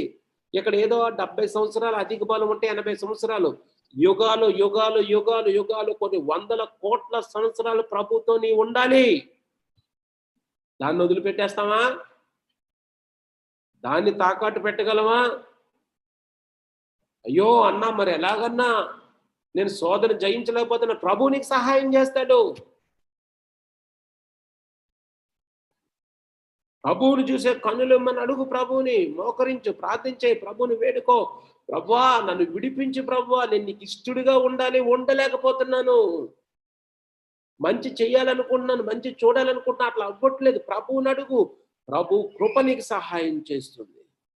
ఆయన నీకు సహాయం చేస్తాడు. దేవుని వాక్యాన్ని చదువు. మూడవది 33వ వచనంలో, నీవు అప్రమాణము చేయక నీ ప్రమాణం ప్రభువుకి చెల్లింపాలి అని విన్నావు కదా. విను. ఒట్టి పెట్టడం ఉండదు. మీ అమ్మతోడు, మా అమ్మతోడు, నా తోడు, నీ తోడు. మన భారతీయులకి ఎంత సరదా ఉట్లేడు. నాకు కొంతమంది ఉన్నారు, సార్ మా మదర్ ప్రామిస్ సార్. ఏంటో నిజంగా ప్రామిస్ సార్ అంటే అబద్ధంగా ప్రామిస్ కూడా ఉంటుంది అనమాట. నిజం ప్రామిస్ సార్. దేనికి ఇదంతా వచ్చింది? నీ మాటలో స్థిరత్వం లేదు. దేవునికి ఇష్టమైన నడత గురించి మాట్లాడుకుంటున్నాం ఈ రోజున. ఇవన్నీ మనకు తెలిసినవే. ఇవి పాటించండి చాలు. ఎంత ఇష్టలుగా ఉంటారు దేవునికి మీరు. అవునంటే అవును, నీ మాట కాదంటే కాదంతే. 37వ వచనంలో ఉంది, వీటికి మించున్నది దుష్టుని నుండి, కీడు నుండి వచ్చిందే. ఇంకా కీడు నుండి పుట్టింది ఇది. Your yes must be yes, your no must be no. That's it. ఇంకా అందులో డిస్కౌంట్లు ఉండవు. చాలా మందికి అలవాటు, రేపు వస్తావా, ట్రై చేస్తానన్నా. ట్రై అంటే రాడని అర్థం. పాపం ఈ అన్నీళ్ళకి తెలియక మా వాడు తెగ ట్రై చేసేస్తున్నట్లే అనుకుంటారు. ఉత్తిదే. మ్యాక్సిమం వస్తానన్నా. మ్యాక్సిమం రావడం ఏంటి, మళ్ళీ మినిమం రాకపోవడం ఏంటి, ఆ డిస్కౌంట్లు ఏంటి, ఆ పద్ధతి ఏంటి? అంతే, అలవాటైపోయింది అదంతా కూడా మనకి. మ్యాక్సిమం ట్రై చేసేస్తానన్నా అలా కుదరదు. నీ మాట అవునంటే అవును, కాదంటే కాదంతే. 15వ కీర్తనలో ఉంది, అతడు ప్రమాణము చేయగా నష్టము కలిగినను మాట తప్పడు. That's it. అతడు ప్రమాణం చేయగా నష్టం కలిగిన మాట తప్పడు. నేను కాలేజీలో పనిచేసినప్పుడు, నేను ఒక ఇంజనీరింగ్ కాలేజ్ ప్రిన్సిపల్గా ఉన్నాను. యూనివర్సిటీ, మా ఆంధ్ర యూనివర్సిటీలో ఎగ్జిక్యూటివ్ కౌన్సిల్ మెంబర్గా ఉన్నాను. ఈ అడ్మినిస్ట్రేషన్లో చాలాసార్లు మాటలు మార్చే పరిస్థితి వస్తుంది. ప్రభు నాకు గుర్తు చేస్తారు, నష్టం కలిగిన మాట తప్పడానికి లేదు, వీలు లేదు. వినండి ఈ మాట చాలా జాగ్రత్తగా. మీరు 2015లో అనుకుంటా 39 మందిని డిటైన్ చేశాను నేను. డిటైన్ అంటే అటెండెన్స్ సరిపోలే, 75% కంటే తక్కువ అటెండెన్స్ ఉంది. వాళ్ళందరిని డిటైన్ చేసేసి లిస్ట్ పంపించాను యూనివర్సిటీ. ఒక అబ్బాయి చాలా ఒత్తిడి తెచ్చాడు. ఎంపీ గారితో, ఎమ్మెల్యే గారితో, మినిస్టర్ గారితో, ఓహో ఇంకొకరు కాదు. అరే మనం ఒక నియమం పెట్టుకున్నాం, ఈ నియమం అవునంటే అవును, కాదంటే కాదంతే. అలా కుదరదండి అన్నారు నాతో. చివరికి ఎడ్యుకేషన్ మినిస్టర్ గారు నాకు ఒక ఉత్తరం రాసి పంపారు. Individual is more important, so allow this person to exams అని. నేను అలౌ చేయను అన్నాను. నా మాట అవునంటే అవును, కాదంటే కాదంతే. వీటికి మించిన దృష్టి నుండి వచ్చింది. మేము ఒక నియమం పెట్టుకున్నాం, ఇది గవర్నమెంట్ రూల్. 75% జబ్బు ఉంటే 66%. అటు రాలేదు, నేను ఇవ్వను. 39 మంది ఉన్నారు. పర్లేదండి 38 మంది మీరు ఒక్కరు సెట్ చేసేసేయండి అన్నారు. నేను యూనివర్సిటీకి లిస్ట్ పంపించేశానంటే, ఏముందండి యూనివర్సిటీ వైస్ ఛాన్సలర్ గారు వెనక్కి పంపేస్తారంటే అని కబురు పెట్టారు. మళ్ళీ కొత్త లిస్ట్, అబ్బా అలా పంపనండి. మినిస్టర్ గారు ఉత్తరం రాస్తాం, ఆయన చాలా ఎడ్యుకేషన్ మినిస్టర్ అయినప్పుడు, ఏమండి ఎడ్యుకేషన్ మినిస్టర్ అండి, మీకు చాలా ప్రమాదంలో పడిపోతారండి అన్నారు. చాలా ప్రమాదంలో పడిపోతారు మీరు, నో అన్నారంటే ఏం చేయాలి ఇప్పుడు? ప్రమాదాలు అంటే ఏంటి అని అడిగాను. మీకు చెప్తున్నా కదా, ఆయన చేతిలో మహా అయితే కుర్చీ పోతుంది అంతే కదా. కుర్చీ తీసేసేవాడికి ఎలా భయపడతాం, పేక తీసేసేవాడికే భయపడద్దు అన్నాడు ప్రభు. నీ దేహమును చంపువానికి భయపడక, నీ దేహమును ఆత్మను కూడా నరకంలో వేసేవాడికి భయపడమన్నాడు. నిత్యత్వం గురించి జీవించాలి. యవనస్తులారా వినండి, ఈ లోకం శాశ్వతమైంది కాదు. ప్రభు తిరిగి వస్తున్నారు. నిత్యత్వంలో యుగ యుగాలు ఉండాలి. మనం ఆ ధ్యాసలో మనం బతకాలి. నీ మాట అవునంటే అవును, కాదంటే కాదంతే. ఏమవలేదు. తర్వాత ఏదో మా ప్రెజర్ తెచ్చారు అంతే, ఏమేం జరగలేదు, నేను ఒప్పుకోలేదు. ఎందుకంటే మనం ఒక మాట, నాకు మళ్ళీ ఆ మాట అన్నాం కానీ ఇప్పుడు నష్టం వస్తుంది కాబట్టి, కలిసి వస్తుంది కాబట్టి దాన్ని ఇలా మార్చేద్దాం, కుదరదు. నీవు దేవుని బిడ్డవైతే, నువ్వు క్రీస్తు రక్తము చేత కడుగబడితే, ఆయన అమూల్యమైన రక్తము చేత నువ్వు కొనబడ్డావని గుర్తెరిగితే, జాగ్రత్తగా వినండి ఈ మాట, చాలా ప్రాముఖ్యమైన మాట. నీ మాట అవునంటే అవును, కాదంటే కాదు. నరహత్య, వ్యభిచారము, నోటి మాట, 3 విషయాలు నేర్చుకున్నాం. 4వ మాట జాగ్రత్తగా వినండి. ఏమి రాసిందంటే, నేను మీతో చెప్పినది ఏమనగా, దుష్టుని ఎదిరింపక, 39వ వచనం 5వ అధ్యాయం, నిన్ను కుడి చెంప మీద కొట్టు వాని వైపునకు ఎడమ చెంప తిప్పమని. కుడి చెంప మీద కొడితే ఎడమ చెంప తిప్పాలి. ఇది దేవునికి ఇష్టమైన నడత. ఏంటండి, మీ పక్కన్న వాళ్ళకి ఒకసారి ఇట్లా కొట్టడానికి ట్రై చేయండి. మీ కుడి చెంప మీద కొట్టరు, ఎడమ చెంప మీద తగులుతుంది. మరి యేసు ప్రభు లెఫ్ట్ హ్యాండర్ కోసం చెప్పాడు ఇలా కొట్టే వాళ్ళ గురుండా. కుడి చెంప అంటే ఎవడుంటది, ఇది మీరు కొట్టాలంటే ఇలా కొడితే ఇటు తగులుతుంది, నాకు ఎడమ వైపు తగులుతుంది. ప్రభు మాట్లాడుతున్న ఆ కాంటెక్స్ట్ ఏంటంటే, రోమీయులు పరిపాలిస్తున్న రోజుల్లో, ఆ రోజుల్లో చాలా భయంకరమైన వివక్ష ఉండేది. యూదులను చాలా హీనంగా చూసేవారు. అందుకే వాళ్ళు ఒక రక్షకుడు వస్తాడన్నప్పుడు ఆ బానిసత్వం నుండి ఎవరైనా విడిపిస్తారని చూశారు. మోషే లాంటి ప్రవక్త వస్తాడని చూశారు. ఆత్మీయమైన విడుదల గురించి అవగాహన లేదు ఆ రోజు యూదులకు. ఆ రోజు రోమీలంట ఎవరినైనా ఒక వ్యక్తిని హీనపరచాలంటే, హ్యూమిలియేషన్ అంటారు చూసారా, టు హ్యూమిలియేట్ సమ్వన్, ఎవరినైనా బాగా హీనపరచాలంటే ఈ చేతి ఎడమ భాగంతో మడుముతో కొట్టేవారంట. అంటే ఎట్లా కొడతాడనమాట. అంటే ఇలా కొడితే కుడి చెంప తగులుతుంది. ఆ రోజున్న చట్టాల ప్రకారంగా నిన్ను ఎవడైనా కుడి చెంప మీద కొడితే, దెబ్బ తిన్నవాడు అవతల వ్యక్తి ఎవడైనా తిరగబడే అవకాశం, అధికారం చట్టంలో వాళ్ళకు ఉంది. కాబట్టి ఎవడైనా కోపం వస్తే ఇలా కొడతాడు. ఇలా కొట్టాడంటే అది పరమ దుష్టుడు అనమాట. అలాగా ఎవరినైనా కొడదాము నడి రోడ్డుని అన్నప్పుడు వాడు కూడా ఒక 4 తీసుకొని వెళ్ళేవాడంట. ఎందుకంటే నేను ఇలా కొడతానురా, ఈ మడిమితో కొట్టగానే ఆడు నా మీద తిరగబడతాడు కదా, మీరు అందరూ నన్ను కాపాడాలి, అప్పుడు ఆ సంగతి చూడాలి అని. కాబట్టి ఈ దుష్టుడు ఎవడైతే ఉన్నాడో, ఈ పనికి మాలినవాడు, వీడు ఎవడైనా ఒక వ్యక్తిని ఇలా కొట్టినప్పుడు ఎదుటి వ్యక్తి తిరగబడతాడు, ఎదిరిస్తాడు అని చూస్తాడు. కానీ ప్రభు అంటున్నాడు, ఎవడైనా నేను కుడి చెంప కొడితే అంటే ఇట్లా కొట్టిన వెంటనే వాడు నువ్వు ఆ కొట్టిన వ్యక్తి మీద తిరగబడతావని చూస్తాడు. కానీ నువ్వు తిరగబడద్దు, నీవు నీ ఎడమ చెంప తిప్పు.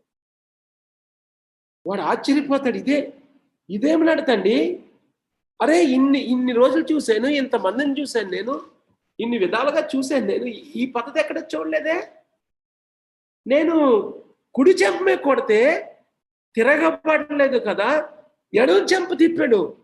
ఓహో, మీరు క్రీస్తుని వెంబడించేవారు అన్నమాట. అప్పుడు ఈ లోకం తెలుసుకుంటారు. అది దేవునికి ఇష్టమైన నడత. నన్ను ఇలా చేస్తావా, నన్ను ఇంత మాట అంటావా, చెప్తా నీ సంగతి టైం వచ్చినప్పుడు కదా, ఇలాంటి మాటలు వచ్చేస్తూ ఉంటాయి. అది దేవునికి ఇష్టమైన నడత కాదు. ప్రభు అనుమతించాడు. That's it. నాకు తగిలింది దెబ్బ, నేను ఎదిరించను. తర్వాత మాట చదువుతానున్నాడు. ఒకడు 1 మైలు దూరం రమ్మని నిన్ను బలవంతం చేసిన ఎడ్లా వానితో కూడా 2 మైళ్ళు వెళ్ళమన్నాడు. నీకు ఎప్పుడైనా అర్థమైతే ఈ వాక్యం ఏంటి? 2 మైళ్ళు వెళ్ళడం ఏంటి అంటే వాకింగా, ఒళ్ళు తగ్గించుకోవడానికి? ఎవడైనా 1 మైలు రమ్మంటే ఒకసారిగా 2 మైళ్ళు వెళ్దామని కాదు. చెప్తాను వినండి. ఆ వాక్య యొక్క కాంటెక్స్ట్ ఎప్పుడు అర్థం అవ్వాలి. ఈ మాటలు యేసు ప్రభు చెప్తున్న రోజుల్లో ఉన్న చట్టం ఏంటంటే, యూదులు రోమీలు బానిసత్వంలో ఉన్నారు. ఇప్పుడే చెప్పాను కదా. ఎవడనైనా సరే బలవంతంగా 1 మైలు నడిపించవచ్చు బరువులు మోసుకొని. ఇప్పుడు నేను రోడ్డు మీద, నేను రోమీని, నేను రోడ్డు మీద వెళ్తున్నాను, ఇలా చూసుకుంటాను అనమాట. యూదుడు ఇలాగ ఉన్నాడు కదా, 2 వెళ్ళరా మొయ్యి 1 మైలు అంటే నేను మొయ్యను సార్ అనడానికి అవదు, చచ్చినట్లు మొయ్యడమే. ఎంత దూరం మ్యాండటరీ, ఎంత దూరం కంపల్సరీ అంటే 1 మైలు అనమాట. 1 మైలు దూరం వెళ్ళిన తర్వాత తప్పని విసిరేసి ఎలా ఇంకా నెక్స్ట్ మొయ్యమని అడిగే అధికారం ఉండదన్నమాట ఆ వ్యక్తికి. కాబట్టి వాడు ఏం చేస్తాడంటే, ఎవడైతే ఒక యూదుని పిలుస్తాడు, రే ఇలా రా యాకోబు, యోసేపు వెళ్ళరా, ఇంకో యోసేపు ఈ బరువులు మొయ్యి అంటే, సరే సార్ మొత్తానికి తప్పదు కదా, తిట్టుకుంటా, పనికి మనలోడు, వీడు చచ్చిపోను, వీడు ఎప్పుడు పోతాడని తిట్టుకుంటా మోస్తాడని మాట. పాపం ఏదో బరువు మోసుకొని వెళ్తాడు. వీడు ఇంకో 100 మీటర్ల దూరంలో ఉన్నాడు అనగా ఈ మొయ్యిస్తున్నవాడు ఈ రోమీడు వెతుక్కుంటా ఉంటాడు. ఎవడి కోసం? ఎవడొకడు దొరుకుతాడు కదా, ఇంకో మైలు మొయ్యించేద్దాం ఇంకెవరితోటో అని. అప్పుడు అనమంటున్నాడు యేసు ప్రభు, 1 మైలు రమ్మని బలవంతం చేసి ఎవరిని ఎత్తుకుంటున్నాడు ఏంటి? సార్ ఏంటి సార్ ఇంకా ముందుకు వెళ్ళాలా? పర్లేదు సార్ మొత్తాను రండి సార్, ఇంకో మైలు వస్తాను. 1 మైలు దూరం వెళ్ళగానే సామాన్ ఇసిరేసి తిట్టుకుంటా, కసురుకుంటా, సొనుక్కుంటా పోయేవాడిని చూశాను. కానీ వీడేంటండి 1 మైలు దూరం వచ్చేసిన తర్వాత కూడా ఇంకో మైలు నడిచేస్తానంటున్నాడు, ఇంకో మైలు వస్తానంటున్నాడు. ఓ, అయితే వీడు యేసు ప్రభు బిడ్డ అన్నమాట. దాని అర్థం ఏంటి తెలుసా? చాలా మందికి ఈరోజు డ్యూటీ చేయడమే బరువు ఎక్కువ. క్రైస్తవుల గురించి చెప్తున్నాను నేను, ఇది అన్యుల గురించి మాట్లాడట్లేదు.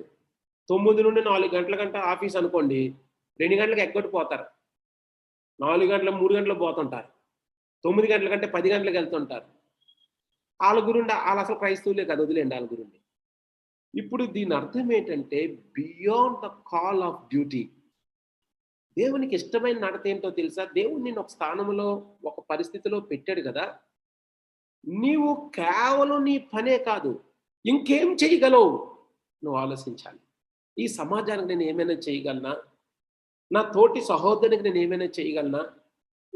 ఇంకేదైనా చేయగలనా? ఉదాహరణకి నేను ఒక ప్రొఫెసర్ని, పాఠాలు చెప్పడం నా పని. పాఠాలు చెప్పడం వరకేనేనా? ఎందుకో వాడు కొంచెం డల్గా ఉన్నాడు, వాడితో కొంచెం 1 గంట మాట్లాడితే మంచిదేమో.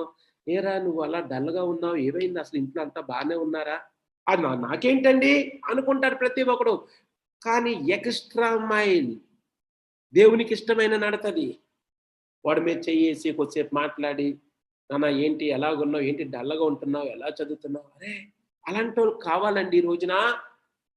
నా పని నేను చేయడమే ఎక్కువ అనుకునే రోజుల్లో నీకు పే చెయ్యని దానికి కూడా నువ్వు పని చేయడానికి ఇష్టపడితే అది దేవునికి ఇష్టమైన నడత. ఎవడైనా నేను 1 మైలు రమ్మని బలవంతం చేస్తే 2 మైళ్ళు వెళ్ళు. ఆలోచించి నువ్వేం చేయగలవో, క్రీస్తుకి సాక్షిగా ఏమి చేయగలవో ఆలోచించు. Go that extra mile. దేవుడు మనందరికీ అవకాశాలు ఇస్తూ ఉంటాడు. నేను ఒక ప్రిన్సిపల్గా ఉన్నప్పుడు చాలా అవకాశాలు ఇచ్చాడు దేవుడు నాకు. కానీ నేను ఇంత చేస్తే సరిపోద్ది, ఇంకేదైనా చేయగలనా? ఎందుకంటే అది ప్రభువుకి ఇష్టం. Beyond the call of duty. ఇంతే కాదు, ఇంకా ఏదైనా. తర్వాత మాట 6వ మాట అనుకుంటా, నేను లెక్క పెట్టట్లేదు. నీ పొరుగు వాడిని ప్రేమించి నీ శత్రువుని ద్వేషించి, తెలుసు కదా మీకు, వినండి. మీరు మీ పరలోకమందున్న మీ తండ్రికి కుమారులై ఉన్నట్లు మీ శత్రువులను ప్రేమించుడి. ఈ మాట నాకులాగా నోటితో చెప్పడం చాలా సులభం, కానీ క్రియల్లో ఆచరించడం చాలా చాలా చాలా కష్టం. ఏంటండి? శత్రువుని ప్రేమించు, శత్రువుని ప్రేమించు. చేయగలవా? మనల్ని హింసించినోడి గురించి ప్రార్థన చేయగలవా? అవుద్దా? అది మన వలన అవుద్దా? అవుద్ది.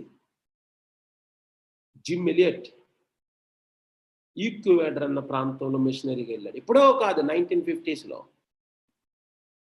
మంచి యంగ్ మ్యాన్. మీలో చాలా మంది డాక్టర్ బిల్లీ గ్రాహం గారి గురించి వినుంటారు. వీటన్ కాలేజ్ అమెరికాలో బిల్లీ గ్రాహం గారి కంట కొన్ని సంవత్సరాలు చిన్నోడు అదే కాలేజీలో చదివాడు. చాలా తెలివైన వాడు జిమ్ ఎలియట్, చాలా తెలివైన వ్యక్తి. జిమ్ ఎలియట్ తన స్నేహితులతో కలిపి ఈక్వెడార్ ప్రాంతానికి వెళ్ళాడు సేవ చేయడానికి. వాళ్ళ పైలట్ ఉన్నాడు అందులో, నేటి సెయింట్ పైలట్ జిమ్ ఎలియట్, వీళ్ళందరూ స్నేహితులు కలిపి వెళ్ళారు. వాళ్ళు నరమాంస భక్షకులు అక్కడ ఉన్న వాళ్ళు. ఏం ఉపయోగం? అందరూ మంచి అవనస్తులండి. అప్పుడే పెళ్ళయింది ఎలిజబెత్, తన భార్య పేరు, చిన్న కూతురు. అందరూ ఎంత తెలివైనోడవయ్యా, బిల్లీ గ్రాహం గారు చూడు ఎంత బాగా చెప్తున్నాడు, అలాగే నువ్వు కూడా చెప్పాదే. ప్రభు నన్ను అక్కడికి వెళ్ళమని పిలిచాడు, వెళ్ళిపోయాడు. బల్లాలతో పొడిసేసి ముక్కలు ముక్కలు ముక్కలు మనం చికెన్ బిర్యానీ మటన్ బిర్యానీ తిన్నట్లు తినేశారంతే. ఆ వార్త భార్యకి వచ్చింది. ఎలిజబెత్ వింది, అయ్యో మీ ఆయన చచ్చిపోయాడంట, అప్పటికే అన్నాం వద్దని అని. ఎలిజబెత్ ఏమిందంటే, మా ఆయన చచ్చిపోయాడు కదా, నేను ఇంకా బతికే ఉన్నాను కదా, నేను వెళ్తానండి. ఎలిజబెత్ వెళ్ళింది. నేటి సెయింట్ కొడుకు స్టీవ్ సెయింట్ వెళ్ళాడు. వాళ్ళ కుటుంబ సభ్యులు వెళ్ళిపోయారు అక్కడికి సేవ చేయడానికి. ఒకరోజు ఎలిజబెత్ ఎలియట్ వంట వండుతుంది. చిన్న గుడిసెలు వేసుకొని ఉన్నారు. చాలా చాలా చాలా సంవత్సరాలకి దేవుడు అద్భుతం చేశాడు. గోధుమ కింద భూమిలో పడి చావుకుంటే ఒంటిగా ఉంటుంది, పడి చేస్తే విస్తారంగా ఫలించునని ఎలాగా ప్రభు చెప్పినారో యోహాను సువార్తలో ఫలించింది సేవ. మారిపోయారు. సరే, ఇప్పుడు ఎలిజబెత్ వంట వండుకుంటుంటే మొరాటోడు ఒటాగే అనమాట, అతని పేరు ఒటాగే. తను వచ్చి అట్లా కూర్చొని మాట్లాడుతూ ఉంటా అలాగ దేవుని ప్రేమ గురించి చెప్తుంది ఎలిజబెత్ అమ్మ. అలాగా చెప్తుంది. ఏ అమ్మా నువ్వు ప్రేమ గురించి దేవుని ప్రేమ చెప్తావు, నేను ఎవరినో తెలిస్తే వేడి వేడిగా ఏదో వండుతున్నావు ముఖం మీద వంపుతావు అంటే చెప్పిన ఆయన పర్వాలేదు, ఆయనే యేసుప్రభు నిన్ను ప్రేమిస్తున్నాడంటే, అమ్మ మీ ఆయన వచ్చాడు కదా జిమ్ ఎలియట్, వచ్చినప్పటికి తెగ నాయకుడు నేనే. మాకున్న నియమం ఏంటంటే మొట్టమొదటి తెగ నాయకుడే మనుషులను తినడం మొదలెట్టాలి. మీ ఆయన తొడ నరికేసి తిన్నది నేనే అన్నాడు. అప్పుడు ఎలిజబెత్ దగ్గరికి వెళ్ళి అతని నొసటి మీద ముద్దు పెట్టి, అయినా నేను నిన్ను ప్రేమిస్తున్నాను ఎందుకంటే యేసు ప్రభు నిన్ను ప్రేమిస్తున్నాడు అన్నది. చంటి పిల్లోళ్ళలాగా ఏడవడం ప్రారంభించాడు. ఎందుకంటే రాతి గుండె మాంసం గుండె అయిపోయింది ఆ మాట.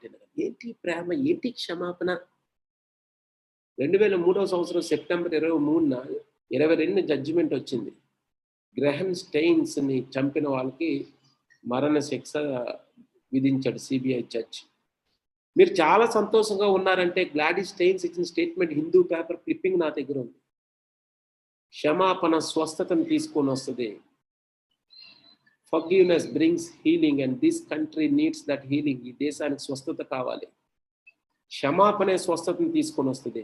నా భర్తని, నా 2 కొడుకుల్ని చంపిన వాళ్ళని నేను క్షమిస్తున్నాను అంది. సొంత కన్న కొడుకుల్ని చంపిన వాళ్ళని క్షమించడం ఆలోచించండి. అది ఎంత ఇష్టమైన నడత దేవునికి, ఎంత ఇష్టమైన నడత.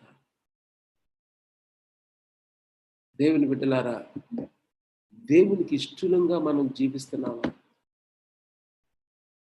దేవునికి ఇష్టంగా ఉండే నడవడానికి ఇష్టపడుతున్నామా? త్వరగా నేను ముందుకు వెళ్ళిపోతాను, ఇంకా ఫాస్ట్గా క్లోజ్ చేస్తాను. తర్వాత 6వ అధ్యాయం 3వ వచనంలో, ధర్మం చేయనప్పుడు నీ ధర్మం రహస్యంగా ఉండు నిమిత్తము నీ కుడి చేతి ఇచ్చింది ఎడం చేయికి తెలియకూడదు. నువ్వు డబ్బాలు కొట్టుకోవద్దు. నువ్వు ఏదైనా ఒక మంచి పని చేస్తున్నావా, పబ్లిసిటీ వద్దు దానికి. నువ్వు దేవునికి అది ఇష్టం ఉండదు పబ్లిసిటీ. నువ్వేదైనా ఇస్తుంటే అది దేవుడు చూస్తున్నాడని గుర్తుపెట్టుకో. నువ్వేదైనా చేస్తుంటే అది దేవుడు చూస్తున్నాడు. ఆ కాన్షియస్నెస్ ఉండాలి మనకి. అది దేవునికి ఇష్టమైంది. తర్వాత ప్రార్థన గురుండి 6వ అధ్యాయం 5వ వచనంలో ఉంటుంది. నువ్వు ప్రార్థన చేసినప్పుడు నీ గదిలోనికి వెళ్ళి తలుపేసుకొని ప్రార్థన చేయి. ఆ ఏకాంతంగా ఒంటరిగా ప్రార్థన చేసే అనుభవం ఉందా నీకు? దేవుడితో సంభాషణ చేసేది.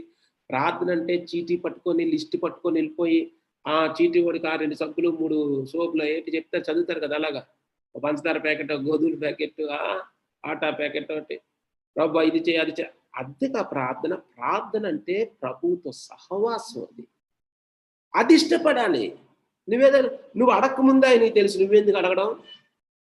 మరి దేనికండి ప్రార్థన? ఇప్పుడు నాతో మీరు ఎందుకు మాట్లాడడానికి ఇష్టపడతారు? నేను ఇష్టమైతే నాతో మాట్లాడడానికి ఇష్టపడతారు. As simple as that. దేవుణ్ణి ప్రేమించాలి, దేవునితో సమయం గడపడానికి ఇష్టపడాలి, ఆయనతో సహవాసాన్ని కోరుకోవాలి.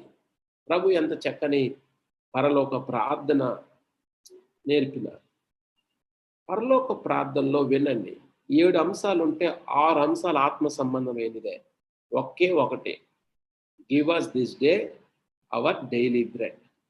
మా అనుదిన ఆహారం నేడు మాకు దయచేయమన్న మాట తప్పితే, పరలోకమందున మా తండ్రి నీ రాజ్యం వచ్చిన కాక, నీ చిత్తం పరలోకమందు ఎలా నెరవేరును భూమి మీద నెరవేరును కాక. అంటే ఇవన్నీ ఆత్మ సంబంధమైనవే. అంటే ఆయన చాలా ఫోకస్డ్గా మీరు ప్రార్థనలు అన్నవి ఎంత ఫోకస్డ్గా మీరు నిత్యత్వం ఆత్మ సంబంధమైన వాటి మీద ఉండాలి. చూడండి, ఈరోజు మీ ప్రార్థన అవసరతలకే ఈ ఫోన్ నెంబర్కి ఫోన్ చేయండి. మీ ప్రార్థన అవసరం, ఏం ప్రార్థన అవసరతలు ఉంటాయి? పెళ్ళి అవ్వాలి, ఉద్యోగం రావాలి, ఇల్లు కట్టుకోవాలి, కారు కొనుక్కోవాలి, ఇంకోటి చేసుకొని ఇంకోటి అవ్వాలి. కొంతమంది అయితే గేదెకి కూడా బాగోలేదని చెప్తున్నారు కొన్ని ఊర్లో. నేను చూశాను. వాళ్ళు గేదె అనట్లేదంటే దేనికి ఏం అడుగుతున్నాం మనం? ఆయన నేర్పినాడు ఒక మోడల్ పేపర్ ఇచ్చినాడు. ఇప్పుడు ఎగ్జామ్స్కి వెళ్ళాడు, ఒక మోడల్ పేపర్ ఇస్తారుగా. అలా మోడల్ పేపర్లో ఆ మోడల్ ప్రేయర్లో 90% స్పిరిచువల్ థింగ్స్ అవి. నువ్వు ప్రార్థన చేసేటప్పుడు నువ్వు గుర్తుపెట్టుకో, ఈ లోకంలో ఏమి తేకుండా వచ్చాం, ఏమి తేకుండా పోతాం. పౌలు తిమోతికి రాసిన 1 తిమోతి 6వ అధ్యాయంలో చెప్పాడు. కాబట్టి తిన్నదే ఉన్నామా సరిపోతుంది నాయన, ఏమీ లేకుండా వచ్చాం, ఏమీ లేకుండానే పోతాం. దేనికి ఆరాటం ఈరోజు మనుషులకి? అందులో ఒక ప్రార్థనలో ఉన్న ఒక మొక్కను ఆయన రెట్టించి చెప్పాడు. ఏంటి తెలుసా? క్షమాపణ గురించి.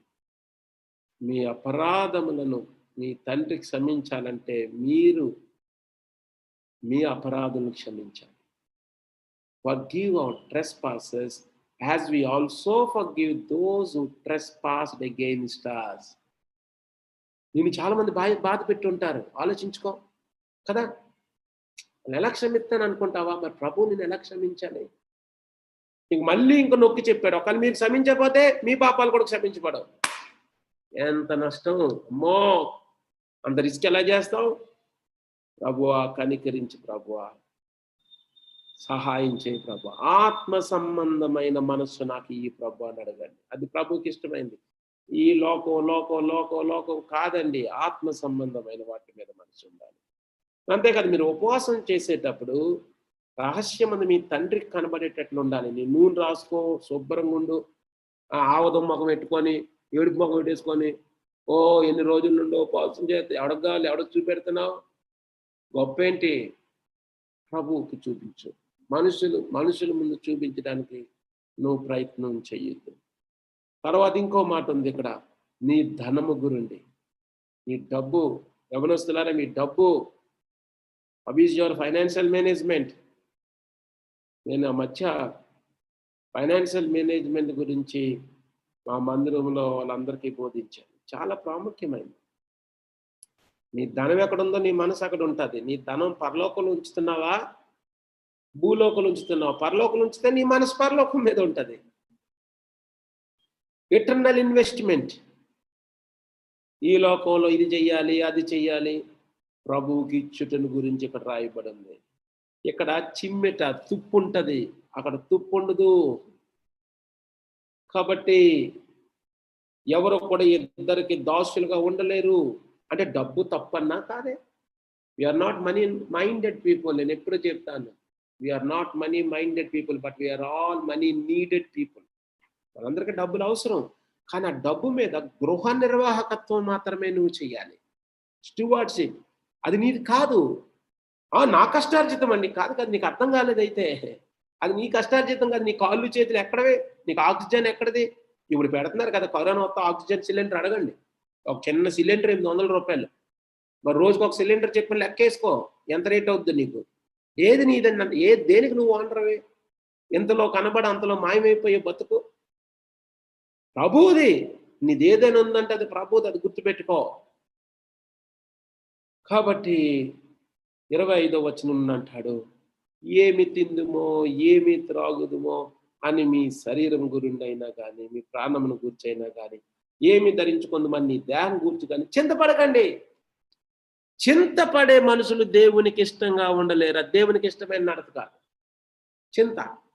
కొంతమందికి ఎంత చింతో, ఓరు బాబు రోయ్, ఏంటయ్యా ఈ యాతన అనుకుంటాను నేను. ఎందుకు చింత? నీ చింత యావత్ ఆయన మీద అయ్యండి. ఆయన నీ గురించి శ్రద్ధ కలుగున్నాడు. ఈ cares for you, caste all your burdens on him because he cares for you. ఏమన్నాడో ప్రభు చూసాడా? యవనస్తులారా, మీకు అందరికీ చాలా మందికి మీ భవిష్యత్తు గురించిన ఒక భరోసా లేక భయపడుతుంటారు కదా చాలా మంది. ఏంటో అన్నా చిన్న ఉద్యోగాలు, ఏంటో చదువుతున్నా, లేకపోతే ఏమవుద్ది నా కుటుంబం. అరే వినండి ఒకసారి జాగ్రత్తగా, ఈ మాట జాగ్రత్తగా వినండి. నువ్వు ఏం తిందుమో, ఏం త్రాగుదుమో, ఏం ధరించుకో, ఎందుకు అలాగైపోతున్నావు? ఆకాశ పక్షుని చూడు, ఆ విత్తవు పోయవు, ఆయనను మీ పరలోకపు తండ్రి అంటాడు. నేను మీ అన్న పదాన్ని అండర్లైన్ చేశాను, ఒక్క అక్షరాన్నే. మీ పరలోకపు తండ్రి వాటిని పోషించున్నాడు, మీరు వాటికంటే బహుశ్రేష్ఠులు కారా? మీ ఇప్పుడు పిచ్చుకుల్ని ఆకాశ పక్షుల్ని ఎవరు సృష్టించారు చెప్పండి? దేవుడైనా సృష్టించాడు. వాటి పరలోకపు తండ్రి ఎవరవుతారు? దేవుడే కదా. మరి వాటి పరలోకపు తండ్రి పోషిస్తున్నాడు అనొచ్చు కదా, అనట్లే. మీ పరలోకపు తండ్రి వాటిని పోషిస్తా అంటే పక్కింటోళ్ళకి ఎడుతుంటే భోజనం మీ ఇంట్లో వాళ్ళకి పెట్టడా అయ్యా? అరే దేని గురించి నువ్వు వర్రీ అయిపోతున్నావు? నువ్వు అలాగ విశ్వాసం లేకుండా ఉంటే ఆయనకి ఎలా ఇష్టడుగా ఉంటావు? ఆయనకి ఇష్టమైన జీవితాన్ని ఎలా జీవించగలవు? కాబట్టి ప్రభుతో చెప్పు, ప్రభువా ఈ రోజు నుండి నేను ఇంకా చింత అన్నది తీసేసాను. ఇంకా నీ మీదనే ఆధారపడి, నువ్వు నా తండ్రివి, నేను నీ బిడ్డని, నువ్వు నా గురించి ఆలోచించుకో. చూడండి, మా అమ్మాయి పుట్టినరోజు రేపు, కానీ ఏమైనా ఆలోచిస్తుందా? నేను ఏ బట్టలు కొనుక్కోవాలి, ఎక్కడ కొనుక్కోవాలి, ఏ వంట వండుతున్నారు, ఏ ఆలోచించదు. తండ్రిగా నేను ఉన్నంత వరకు ఏ డ్రెస్ కొనాలి, ఏం వండాలి, ఎవరిని పిలవాలి, నీ పరలోకపు తండ్రి, మీ పరలోకపు తండ్రి పిచ్చుకలను పోషిస్తున్నాడు, ఆకాశ పక్షులను పోషిస్తున్నాడు. నువ్వెందుకు చింతపడుతున్నావు? 7వ అధ్యాయంలోనికి వెళ్ళిపోదాం. నా టైం అయిపోతుంది చాలా వేగంగా. ఏముందో తెలుసా? మీరు తీర్పు తీర్చకండి. Don't be judgmental, don't judge others. ఎంత సరదానో మనకు కదా ఎదుటోడికి తీర్పు తీర్చడం అంటే. వెంటనే ఎగబడిపోతారు, అంతే, వెంటనే మాట్లాడేస్తారు. నో నో నో, నువ్వు ఎలా తీరుస్తావో అదే తీర్పు నీకు కూడా ఉంటుంది. కాబట్టి నోరు మూసుకొని ఉండడం చాలా చాలా మంచిది. కరోనా మనకి అద్భుతమైన పాఠాలు నేర్పింది. అందరికి ఏమి ఇచ్చింది కరోనా? ఇలా మాస్క్ ఇచ్చింది. ఇలా మాస్క్ అంటే అర్థం ఏంటి తెలుసా? నోరు మూసుకొని ఉండు అని అర్థం. ఏంటి మూసుకొని? నోరు మూసుకొని ఉండాలి. ఈ నోరు ఎంత నష్టాన్ని తెచ్చింది. సేవకుడని చూడరు, వాళ్ళని చూడరు. వీడి కనబడుతుంది కొంచెం మొక్క, వీడు బతుకేటో వీడు చూసుకోడు. కానీ వాళ్ళ గురించి చెప్తాడు, వీళ్ళ గురించి చెప్తాడు, ఇంకోటి గురించి ఏటయ్యా నీకు? ఒక ఆయన చెప్పాడండి, ఒకరోజు విన్నాను, టీ కాసేవాడు కూడా చెప్తాడంట. ఏమని? ఏమండి ఈ రాజకీయం అలా కదండి, ముఖ్యమంత్రి గారు అలా చేయకూడదంటే ఆ ఉత్తరం ఎలా రాయాలండి అంటాడండి టీ కాసేవాడు. ఏంటి ధోని అలా బ్యాటింగ్ చేయకూడదండి, ఇలా బ్యాటింగ్ చేయాలండి, ఆడేటంటే అలా చేస్తున్నాడు అంటాడంట. అరే రే రే రే రే ఆయన అలా చేసేటండి, ఆ ప్రొఫెసర్ గారు అలా కదండి పాఠం చెప్పడం, ఎలా చెప్పాలంటాడంట. అన్నీ చెప్తాడు, ఆడికి అన్నీ వచ్చంటాడు, టీ కాయడు రాదంటాడు. ఆడి పని ఏంటి? టీ కాయడు, అది తప్ప అన్నీ చేస్తాడంటాడు. ఇది పోకడు ఈ రోజున. నీ గురు నువ్వు ఆలోచించుకో, నీ జీవితం గురించి నువ్వు ఆలోచించుకో, అది దేవునికి ఇష్టమైంది. నీ కంట్లో దూలం ఉంది, ఎంత దూలం ఉంది, ఎదుటి కంట్లో నలుసు ఉంది, దాన్ని పట్టుకుంటావు. వినండి, దేవునికి ఇష్టమైన నడత కలిగిన వాడు తన తప్పులను జాన్ చూసుకుంటాడు, మిగిలినోడు ఇతరుల తప్పులు చూస్తాడు. నేను ఎప్పుడు అదే చెప్తాను, దేవునితో నీకు సంబంధం ఉందో లేదో చెప్పడానికి ఒక కొలబద్ద ఏంటంటే, నీకు ఇతరుల తప్పులు కనబడుతున్నాయా, నీకు దేవునితో సరైన సహవాసం లేదు. దేవునితో సరైన సహవాసం ఉంటే నువ్వేమంటావు తెలుసా? నేను తప్పు చేసినోడిని అంటావు. దేనికైనా సరే. నెహెమ్యా ఏమన్నాడు? నెహెమ్యా తప్పు ఏం చేశాడు? నీతిగా బతికాడు. నేను ఆ స్థానంలో ఉంటే ఏమంటాను? పోతారండి, ఎవరి కోసం పోరు, ఇంకా పోతారండి, నేను అన్ని నీతి బతికాను, ఇంకో రాజుగారు పక్కన ఉన్నాను, గిన్నెత్తున్నాను, తాగుతున్నాను అంట. ఏమన్నాడు నెహెమ్యా? నేను పాపం చేశాను అన్నాడు. నేను నా తండ్రి ఇంటి వాళ్ళు బహు అసహ్యంగా ప్రవర్తించామన్నాడు. అరే మనల్ని చూసుకోవాలి, మనం చూసుకోవాలి. కాబట్టి వినండి, 13వ పాయింట్ చెప్తున్నాను. కావున 12వ వచనం, 7వ అధ్యాయం 12వ వచనం, కావున మనుషులు మీకు ఏమి చేయవలనని మీరు కోరుదురో అలాగుననే మీరును వారికి చేయుడి. ఇది గోల్డెన్ రూల్ అంటారు, బైబిల్లో గోల్డెన్ రూల్ అంటారు దీన్ని. బంగారు నియమం అన్నమాట, గోల్డెన్ రూల్. ఏంటది? What you have them to do to you, you do to them. ఇతరులు నీకేమి చెయ్యాలని నువ్వు కోరుకుంటావో నువ్వు అది చెయ్యి. నిజంగానండి, ఒక్క మాట చాలండి, ప్రపంచం అంతా నెమ్మదితో ఉంటది. ప్రతి మనిషి తనకి ఇతరులు ఏం చెయ్యాలని అనుకుంటాడో తను ఇతరులకు అది చేస్తూ ఉంటే అసలు ఈ ప్రపంచం ఎంత శాంతి కలిగి ఉంటుందండి, ఎంత నెమ్మదితో ఉంటుందో ఆలోచించండి. మందాకు వచ్చినప్పుడు ఏమో ఒక రూల్ చెప్తాం, పక్కోడి దగ్గరికి వచ్చినోడికేమో ఒక రూల్ చెప్తాం. ఏంటండి ఇదేమో న్యాయమేనా? నేను ఈ మాట చదివినోడల్లా, మేము చిన్నప్పుడు మా ఊరు వెళ్ళడానికి ఈస్ట్ గోదావరి, అన్ని ట్రైన్లు ఆగివి కాదు, ప్యాసింజర్ ఎక్కాలన్నమాట. అది పిఠాపురంలో అవుతుంది, అక్కడ నుండి ఇంకో ఊరు వెళ్ళాలి, మా అమ్మమ్మ ఊరు వెళ్ళాలి.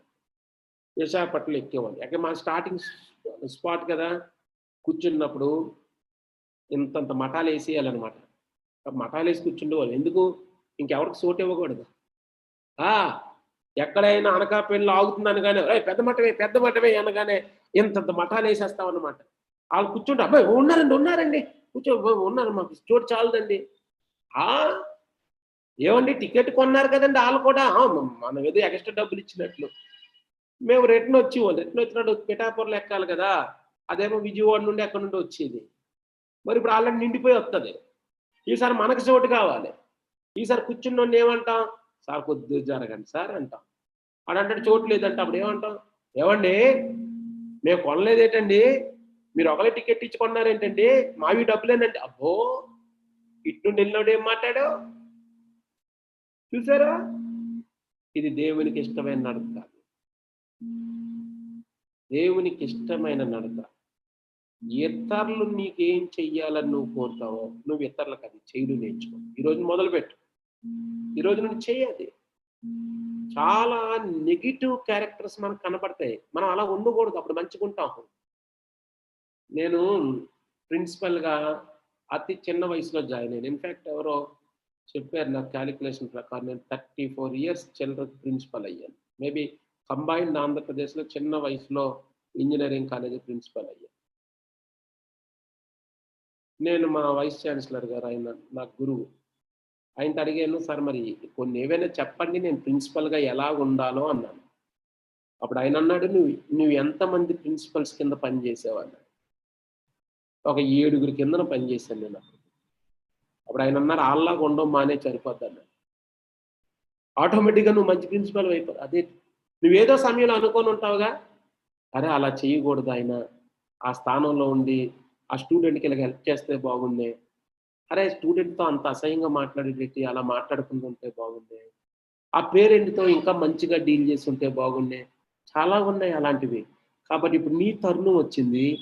ఇతరులు నీకేం చెయ్యాలని కోరుకుంటావో నీవు ఇతరులకు అది చెయ్యి.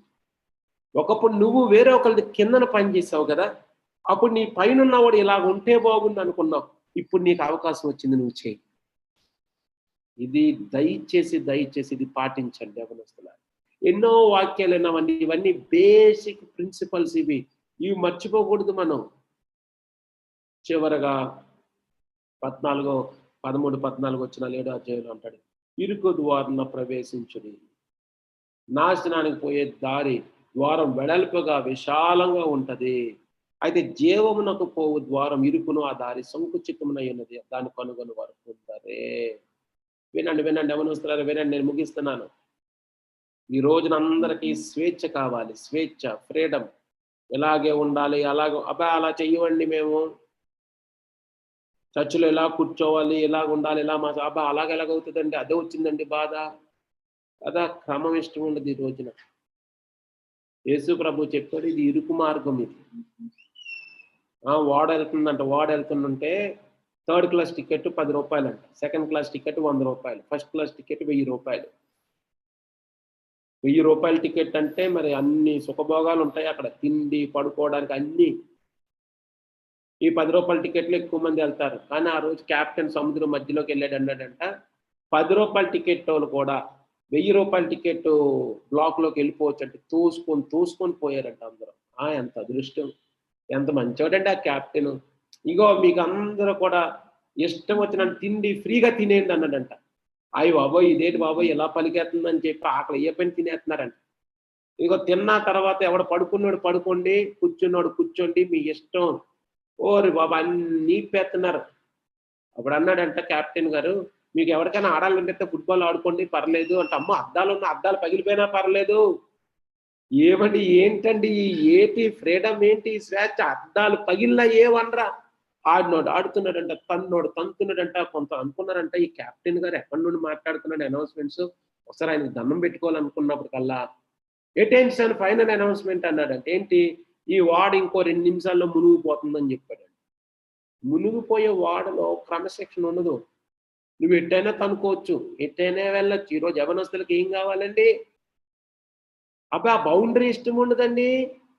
నాకు నచ్చినట్లు నేను ఉండాలంటే ఏంటండి, ప్రభు చెప్పినాడు ఇది ఇరుకు మార్గం. నువ్వు ఆయనకి ఇష్టంగా ఉండవు అన్నది ఈరోజు నేను ప్రసంగం చెప్పినంత సులభం కాదు, నువ్వు వింటున్నంత సులభం కాదు ఆయనకి ఇష్టమైన నడత నడవడం అంటే. This is practical life, day to day life. ఇది జీవితంలో మనం వెళ్తున్నప్పుడు ఎన్నో పరిస్థితుల్లో ఇది దేవునికి ఇష్టమా కాదా అన్న ప్రశ్న వేయాలి మనం. దేవునికి ఇష్టమా కాదా నేను చేసే ఈ పని, నేను ఇప్పుడు ఈ పని చేయడం వలన ఆయన సంతోషిస్తాడా బాధపడతాడా?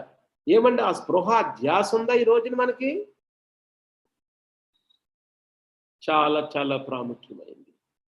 ఇది ఇరుకు మార్గం, విశాల మార్గం నాశనానికి వెళ్తుంది అంటారు. చూడండి, మీరు కూర్చున్న ఇంటికి పెద్ద తలుపు ఉంది, ఆ పెద్ద తలుపు విశాలంగా ఉన్న అందులో వెళ్తే ఆడ పిచ్చుకుప్పు ఉంది, కరుతుందంట. ఈ పక్కన చిన్న సందు ఉంది, కానీ మరి చాలా ఇరుగ్గా ఉంటుంది, అటు వెళ్ళిపోతే అటు నుండి బయటకు వెళ్ళిపోతే ఇటు వెళ్తారు, పిచ్చుకుప్పున్న వైపు వెళ్తారా? దానికి బుద్ధి ఉందే మనకి? అరే అటు పిచ్చుకుప్పు ఉందంటే అటు ఎందుకు వెళ్తాను, విశాలంగా ఉంది కదా వెళ్తాను అని ఎవడైనా అంటాడు? అంటే బైబిల్ అంత ఖచ్చితంగా చెప్తుందే, విశాలంగా ఉన్న మార్గం నాశనానికి వెళ్ళిపోతుంది బాబు. దేవునికి ఇష్టమైన ఆ ఇరుకు మార్గం సంకుచితంగా ఉంటది, కానీ నీ జీవానికి తీసుకెళ్తుంది, నువ్వు నిర్ణయించుకో.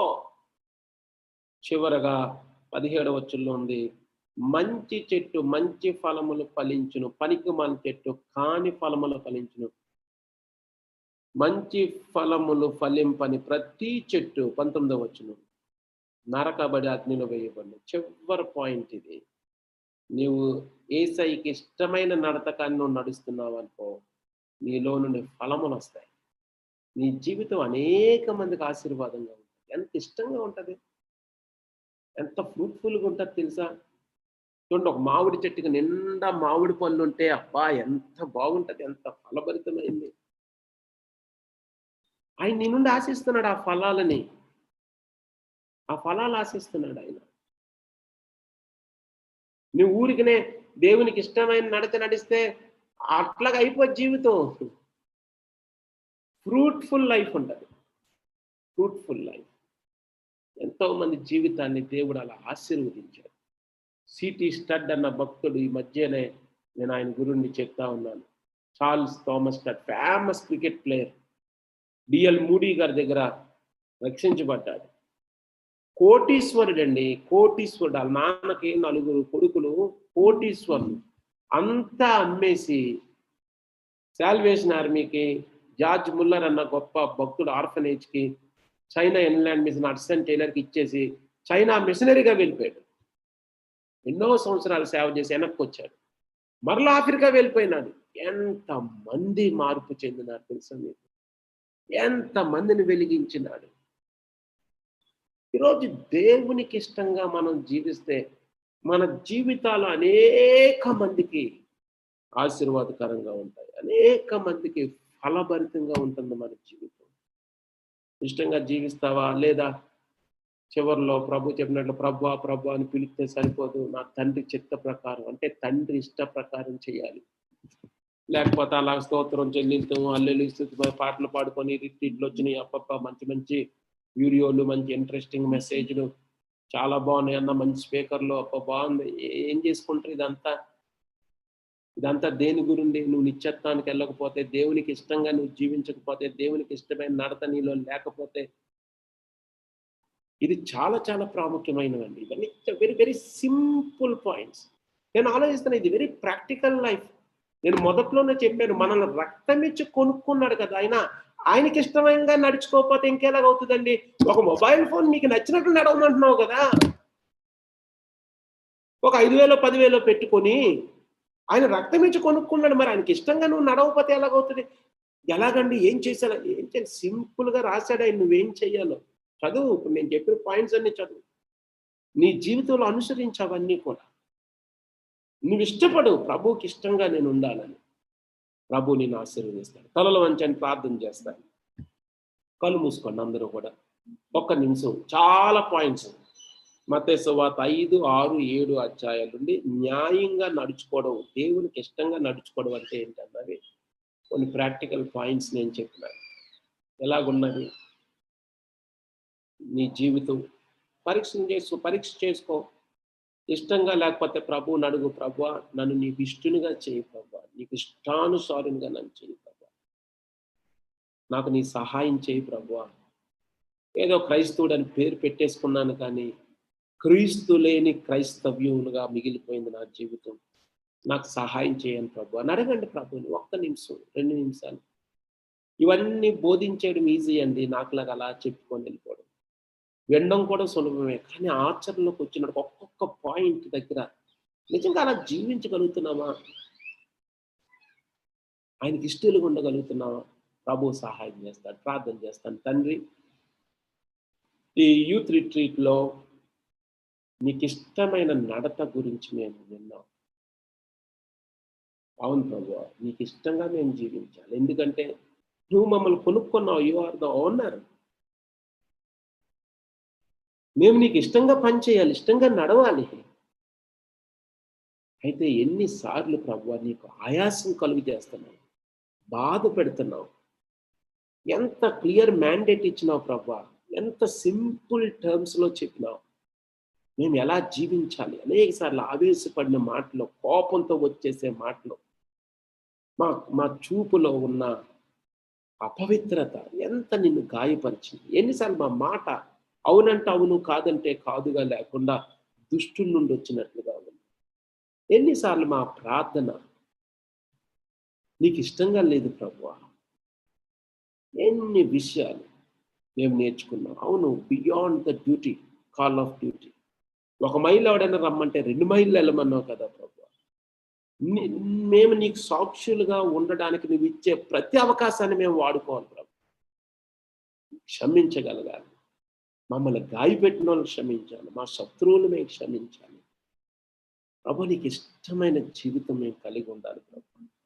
నీ సహాయం చెప్పి. ఎన్నిసార్లు జడ్జిమెంటల్ స్పిరిట్ మాది, ఎంత త్వరగా మేము మాట్లాడేస్తున్నాం. క్షమించండి, నన్ను క్షమించండి, నన్ను కనికరించండి.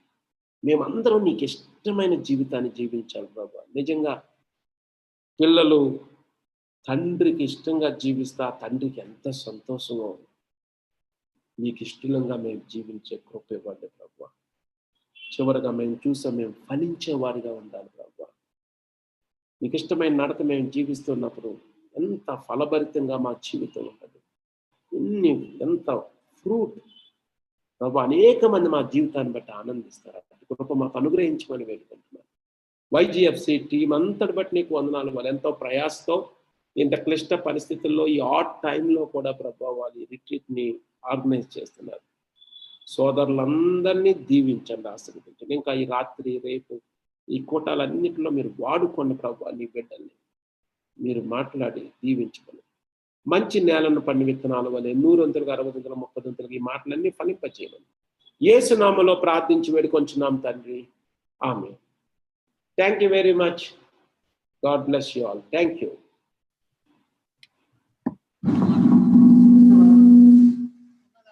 ఇంతవరకు చక్కని వాక్య పరిచయం చేసి బలపరిచినటువంటి దైవజనులు జేమ్స్ స్టీఫెన్ గారికి మా యొక్క వైజిఎఫ్సి టీం తరఫున ప్రత్యేకమైనటువంటి వందనాలు తెలియజేస్తున్నాను. ఈ సమయంలో మనం వచ్చినటువంటి దైవజనులు ఆండ్రూస్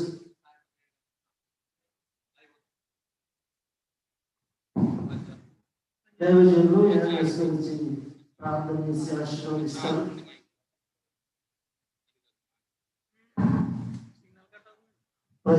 ఆశీర్వదిస్తారు. తర్వాత సాయంకాల సమయంలో తిరిగి 7 గంటలు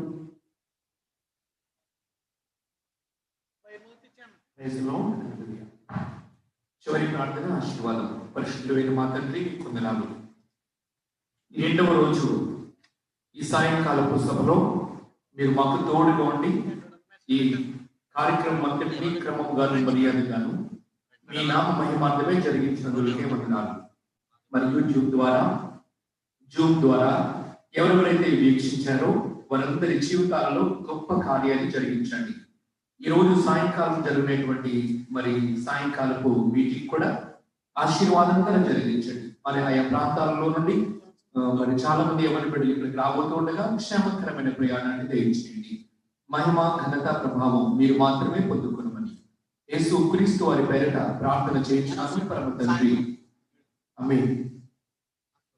బ్లెస్సింగ్స్ తీసుకుందాం. మన పరమ తండ్రి దేవుని ప్రేమ, ఆయన అద్వితీయ కుమారుడును రక్షకుడు అయిన యేసు క్రీస్తు వారి కృపా కనికరములు, ఆనందకరమైనటువంటి పరిశుద్ధాత్మ దేవుని అన్యోన్య సహవాసము, సన్నిధి, సమాధానము చేరిన మనకు మరియు యూట్యూబ్లో అలాగే జూమ్లో పాల్గొన్నటువంటి ప్రతి ఒక్కరికి సదాకాలం తోడైనను గాక. ఆమేన్. అందరికీ వందనాలు. God bless you. తిరిగి సాయంకాల సమయంలో 9 గంటల వరకు మరి యొక్క 4వ సెషన్ ప్రారంభించబడుతుంది. వాక్య పరిచయం చేయడానికి దైవజనులు ఎడ్వర్డ్ విలియమ్స్ గారు మరి మన మధ్య నుండి కనుక లైవ్ లో చూసేటటువంటి వారందరూ అలాగే స్థానిక సంఘము మరి పిలువబడినటువంటి ప్రతి ఒక్కరు కూడా ఈ స్థలాన్ని నుంచి కార్యక్రమంలో పాల్పొంపులు పొంది దేవుని మహిమపరచవలసిందిగా ప్రేమతో మనం చేస్తున్నాం. దేవుడు మనందరినీ దీవించిన గాక. ఆమేన్.